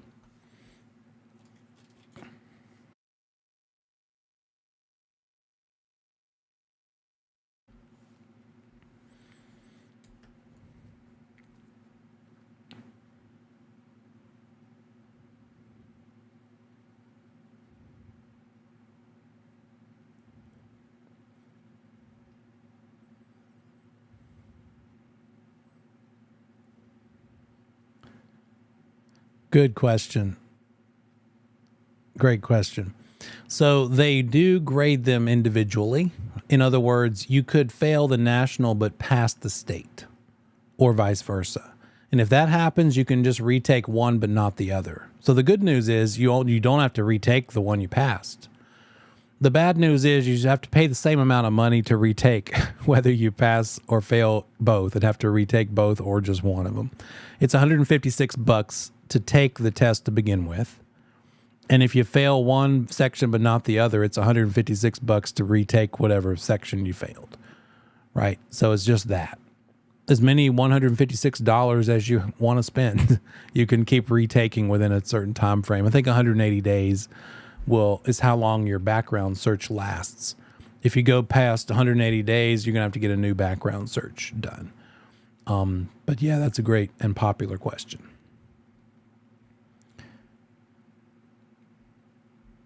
I'm going to let you look through that Relink book on your own, but you let me know. Here's a little map of the very last page, just kind of gives you this the chart. And here's kind of the synopsis of how that works. You're going to take this class with me. We're going to prepare you for the class final exam, which will be comprised similarly as the PSI. It will be a national portion and then a state portion, administered through Class Marker, which I'm going to go through with you in a minute. Oh, I think I already showed it to you. It'll just be that Jason will add the official final, not the practice one that's already there, but he will add the official final exam to this. When you log into your class marker, you'll have access to it on that test night. And you'll click the one for the national portion, complete it, and then you'll click the one for the state portion or something like that. Once you've passed the course exam, now we'll tell the Real Estate Commission that you did it. Congratulations. By that point, you would have already filled out your background search request around the midterm range. Around when we take the midterm is when you should do it, to give them time to have the results come back. What's going to happen when you do the background search through this website, they're going to tell you and send you an email that says, hey, the results are back. And at the same time, they're going to send that same thing to the Real Estate Commission. And the Real Estate Commission is not going to look at it. They don't care yet. They're only going to look at it once they get word that you passed the PSI. That's when it matters to them, the background search part. So you pass the class exam. Your background search has already been done. You've got it. The commission's got it. Now that you passed the class exam, you can pay the Real Estate Commission $100 application fee, and they'll say, okay, you're all clear to take the PSI. And now you pay the PSI the other $56. That's where the $156 comes from. 100 goes to the commission, 56 goes to PSI. Now you can schedule and take your PSI exam. And that's what Jason was suggesting you do rather soon once you pass this course, sooner than later, because stuff starts to fall out of your brain, right? It just leaks out. So there's the process. Now, if you were to on the or let's just start with the class. If you fail one of the class portions, national versus state, there's a retake. The very next class session is set aside as the retake date. What would normally be the next class session is I think it's the Wednesday the 6th, September 6th, I believe. Whatever the very last date is on Zoom, on the email you got. That's the makeup. So if you make between, what is it? I think it's like I'm going to have to look back at the numbers, and I'll certainly know before you take it. I think it's like at least a 60. Then you can retake that section. And then if you pass the class exam, PSI, again, you can just keep retaking until you hit the passing mark on that. Once you've passed PSI, the Real Estate Commission is told, and then they will look at your background search results more closely. Long as all that checks out, you'll get in the mail a provisional inactive real estate license. That's what this little chart is kind of walking you through, this little flow chart. Now you have an inactive provisional broker license. Now you can go pick a BIC, join a firm, or not. Some people I've taught post-licensing classes. I've taught all three of them several times. I've taught pre and post and CE. So I've had some post-licensing students that never activated. They were still inactive, and that's okay. They just chose to go ahead and get all their posts done first before they joined a firm or picked a BIC, or another term for that is affiliate with a brokerage or affiliated with a firm. It's just that you absolutely have to do all three of those 30-hour post classes within 18 months of your initial licensure. That's a test question, by the way. Okay, Neil, say it slower, because that was a lot of words with a lot of syllables. In order to be able to go to active status or keep your active status as a provisional broker, you have to, within 18 months, complete all three post-licensing courses. We'll see slides on that. It'll kind of help it stick in your brain a little better. Okay, let's go back to the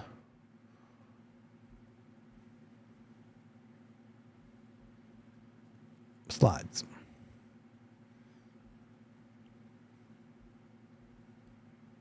That's what I want you to see. Bump it over a little bit. Oh, I know. That's what it was. It's down here. There we go. Okay, so I'm going to give you you got the relink. That's what this is. I'm going to, it's the process and blah, blah, blah. And all the stuff we just learned by looking through the relink is what these slides are talking about. The national, you got to pass with a 71%. The state with a 72. That's again on the relink version. The class version, it requires a 75% passing grade. And, oh, they changed this. The national is now 2.5 hours. I need to update this slide. You get more time for it. After you get approval on your application, you have 180 days to take the exam. And you'd be crazy to wait that long to take it for the first time. But the way this matters is maybe you need to retake. You need to try again. And to be honest, full disclosure, I've run into people before, not going to say a majority, but I've run into people that have had to retake the state portion of the exam more than twice. 3, 4, 5 times. Sometimes 4 or 5 times. They might miss it by 1 point. Long as they can do it within this 180 days, then they don't have to get approval again. And their background search will still count. And by the way, here's another one. This course, once you pass the final exam of this course, it's good for 3 years. You can, within 3 years, not have to retake this course in order to try the PSI. Maybe you finish this course and pass it successfully, and then your dream job, your regular, I call it a real job, you know, the kind where you work 9 to 5, W-2 income. You're just a normal salary earner, because that's not the case here. In this business, we are 1099, 100% commission. So maybe your dream salary job opens up and you're like, I'm going to put the real estate idea on hold. I passed the class exam. I just need to take the PSI, but let me go do this dream salary job for a while and maybe I'll come back. As long as you come back and take the PSI within 3 years, you don't have to sit back through the pre-licensing course again. I would still suggest you go ahead and take it then rather than waiting 3 years, because you're probably going to need quite a bit of study time the longer you go, right? Obviously. And then this is just a reminder to turn that syllabus into a study guide, into a review guide. We talked about the levels already. Basic knowledge is level 1. Application, explaining things. And here's another little tip. Whoever has to love you in your life, whoever just can't run away screaming because you're asking for a favor, have them sit through it while you explain stuff to them. And if you can explain it to them, and so they can understand it, like agency. I've mentioned that word a lot tonight, haven't I? So it's important, right? So there's this thing called dual agency. Anybody familiar with the term dual agency? The concept of you're the broker and you have a listing and a buyer calls you on your yard sign or your Facebook ad and they say, I don't have my own agent. Can't you just do it? And you say, yeah, long as you have permission from your firm and you're willing to do it yourself, and your seller and buyer are both in writing agreeing to let you be one, you can be a dual agent. It's not great because as a dual agent, you can't give preferential treatment to either side. And inevitably, one of them might just think that you should give them a little more preference over the other, especially the seller. Because quite often the seller has the attitude, well, I met you first. I hired you to sell my house a month before you met this buyer, and you're telling me you can't give me some scoop on what that buyer's really willing to pay? No, I can't, because I'm a dual agent, right? So that's the sort of thing you need to be able to explain to your loved one that has to love you and help you and support, right? So just say, let me tell you this thing, and let's see if I can make any sense of it so that you kind of halfway understand it. That can be helpful. It could be you guys with each other in the study groups. Try to explain, role play, try to explain something and see if it just makes sense talking it out. That goes a long way. Let's see. A question. Can we take the practice final or any practice test just so we can see what we know or don't know already? Well, the thing about that is you certainly could. You have 2 tries built into every one of those on the class marker. It's just that you probably wouldn't get as much mileage out of it if you did it now than if you just wait until we at least cover the content in the natural part of the course. It might be that some of you, I don't have no idea. I don't know any of your backgrounds, and I don't know of any of you from any previous courses, but sometimes people are retaking and they're here not for the first time. So if that's the case, especially, then maybe that might be a good solution because you've been through the whole course once, and maybe you just failed the final, and here we are again. And if that's the case, then yeah, I'd say maybe I'd be more inclined to say that might be useful to you. But otherwise, I'd probably hold off until we've covered it in the schedule. Other resources. Okay, so I've given you 2 YouTube channels that I have posted to. The older one called Impact Broker Coach, the one I have this class live stream to as we speak and every time, as well as the last 2 classes I've taught for Go School, are all on there. There are others. Just check and Google search North Carolina pre-licensing or North Carolina real estate pre-licensing, and then ask me. Some of them are better than others. You might have heard of or run across Travis Everett. That's a name. He's got a ton of them.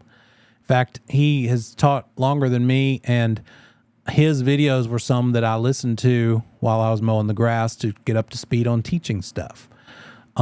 So you might run into things and run them by me, and let's just see if it might have been that I've heard bad things, and I might point you away from certain resources.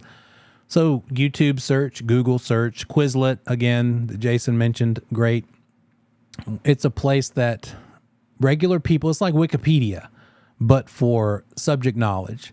So somebody who went through the real estate course went to Quizlet, and let me just show you, if you're not familiar, and they made questions.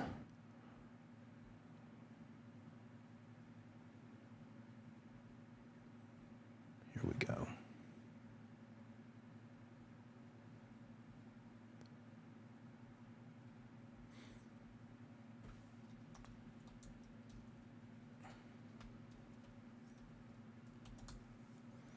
Quizlet. Hey, yeah, go for it.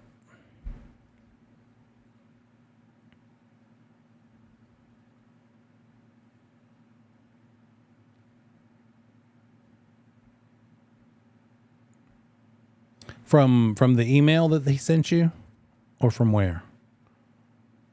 Okay. Did you send me your email earlier when I asked everybody for email? I'm sure you did. Then let me change this real quick. Go ahead and give me your email that you want to be used, and I'll make sure that I send you all that content to the right one. You're welcome. So here's something, and it just so happens to be that I've made a few, not a whole course worth. And let's see, I've got a couple, and it's under Neilter, if you ever see that. Here it is, pre-licensing, there's one. And so it's basically just an online flip flashcard kind of thing. So what options does a broker have is if asked about a stigmatized property issue, and you click on it, and then it flips it over and tells the answer. Then you go to the next one. What type of death is a broker not allowed to mention at all? If someone died of HIV or AIDS, that's a fair housing violation to tell the world or anybody that someone died there because of AIDS or HIV.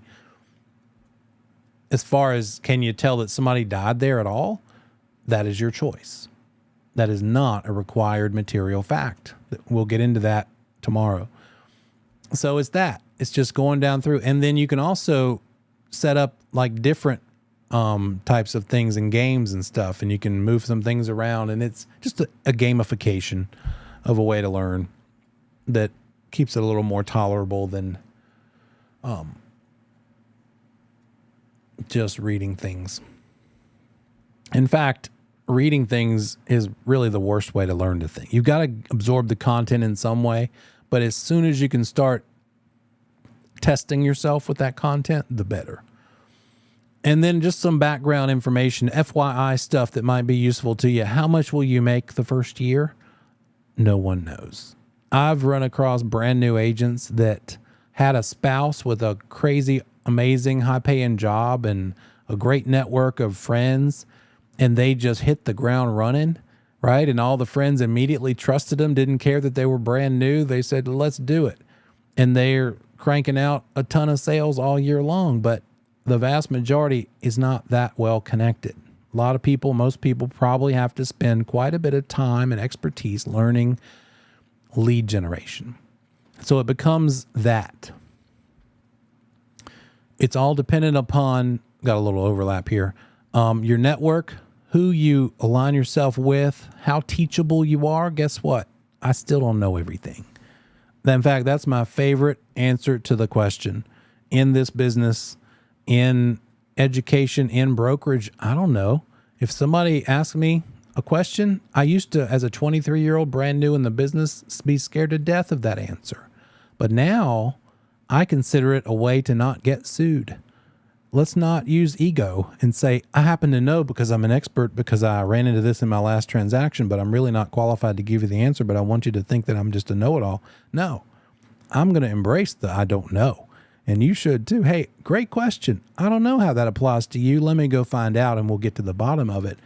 So I don't get suable. I don't want to be suable, right? So this business is constantly moving. The biggest thing, probably the biggest hot button topic as to what are we incorporating in real estate practice right now, besides the crazy seller's market that we've had to adapt to, artificial intelligence. Agents left and right are trying to learn and figure out how to use AI to make their jobs better, easier, faster. Writing ad scripts, writing lists of things. They're using it to write the description of the property. All kinds of stuff that's just, I can't even go to, and you probably could use it to study for this course, and I'll think of maybe more examples of that and give you some suggestions. So if you're the kind of person that has to get it all perfect before you actually do anything, you're going to be hungry. You got to just jump, right? You leap before you look. But here's what the money looks like. This is the part that's fair warning. I need to change this font. It's harder to see. Here's the money. Don't think that you're going to pass this class. You may very well. That's not my question. That's not my statement. Pass the class the first time through doesn't mean you're going to make money within the next 30 days.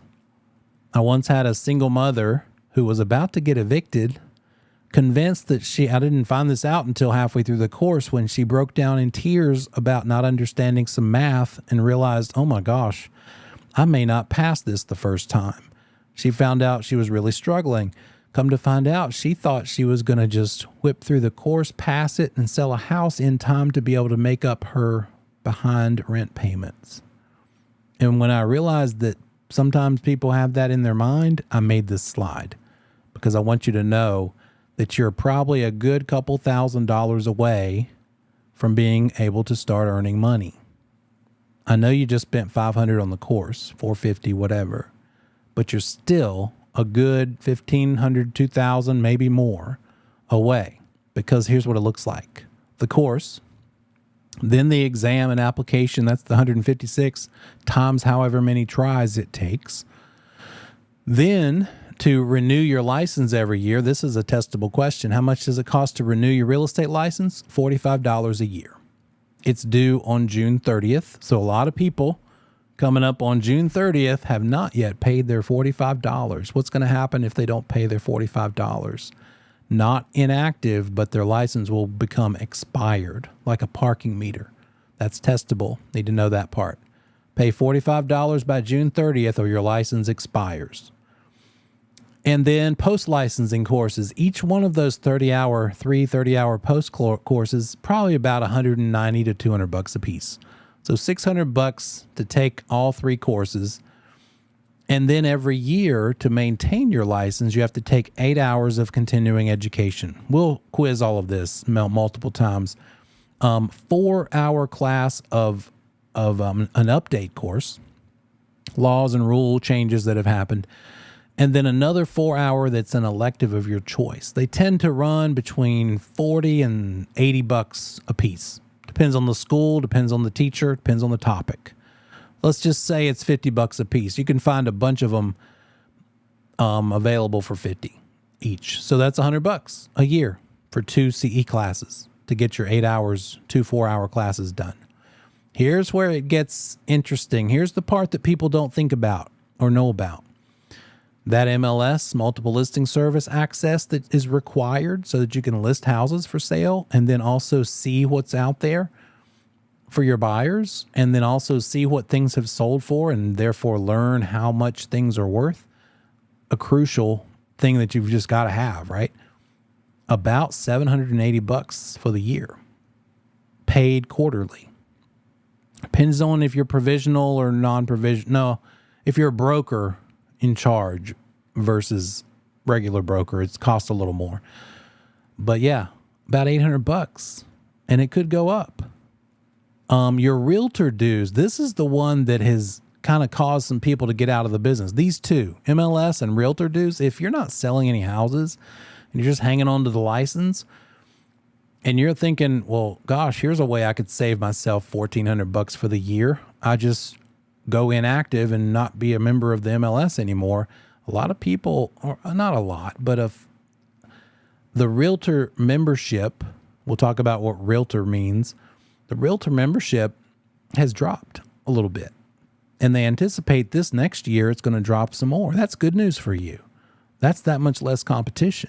So I'm kind of glad for you in that regard, but it's $580, probably going to go up to another $50.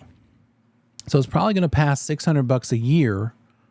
And when you get your license and join a firm, you're going to be prorated, whichever part of the year they bill in January. So you won't have to pay for the time you weren't one. But what is a realtor? It is a person with a real estate license who joins the Realtor Association. The name realtor is a trade name, right? So you have to have a license in order to be a realtor. But if you have a license, you're not required to be a realtor.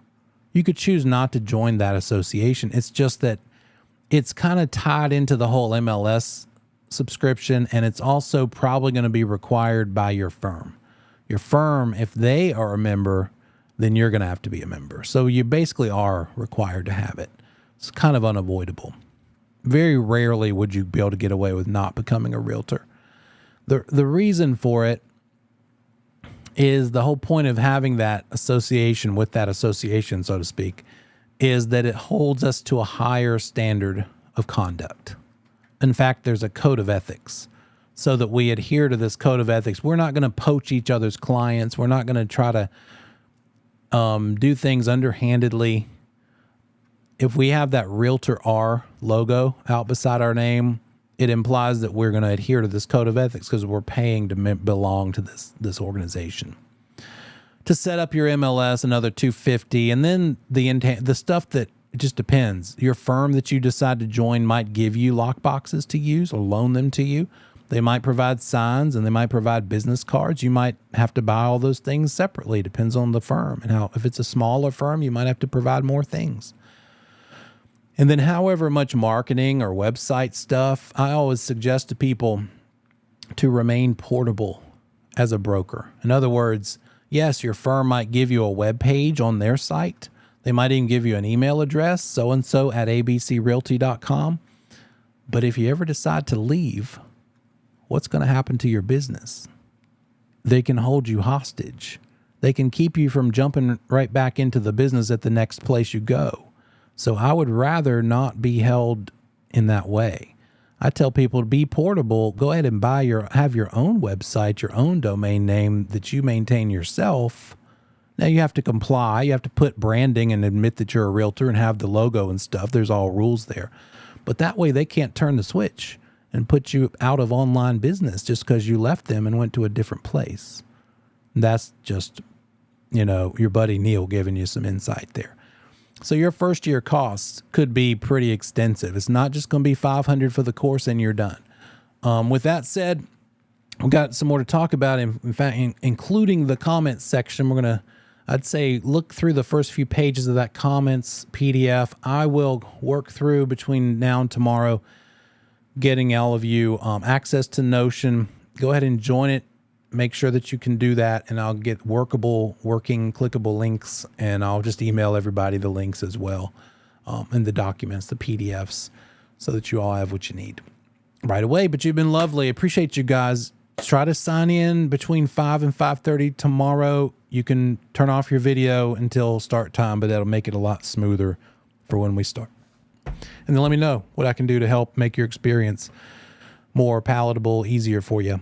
But with that said, have a lovely evening. I'll see you tomorrow. Take care. The old Zoom wave. Good night. Take care.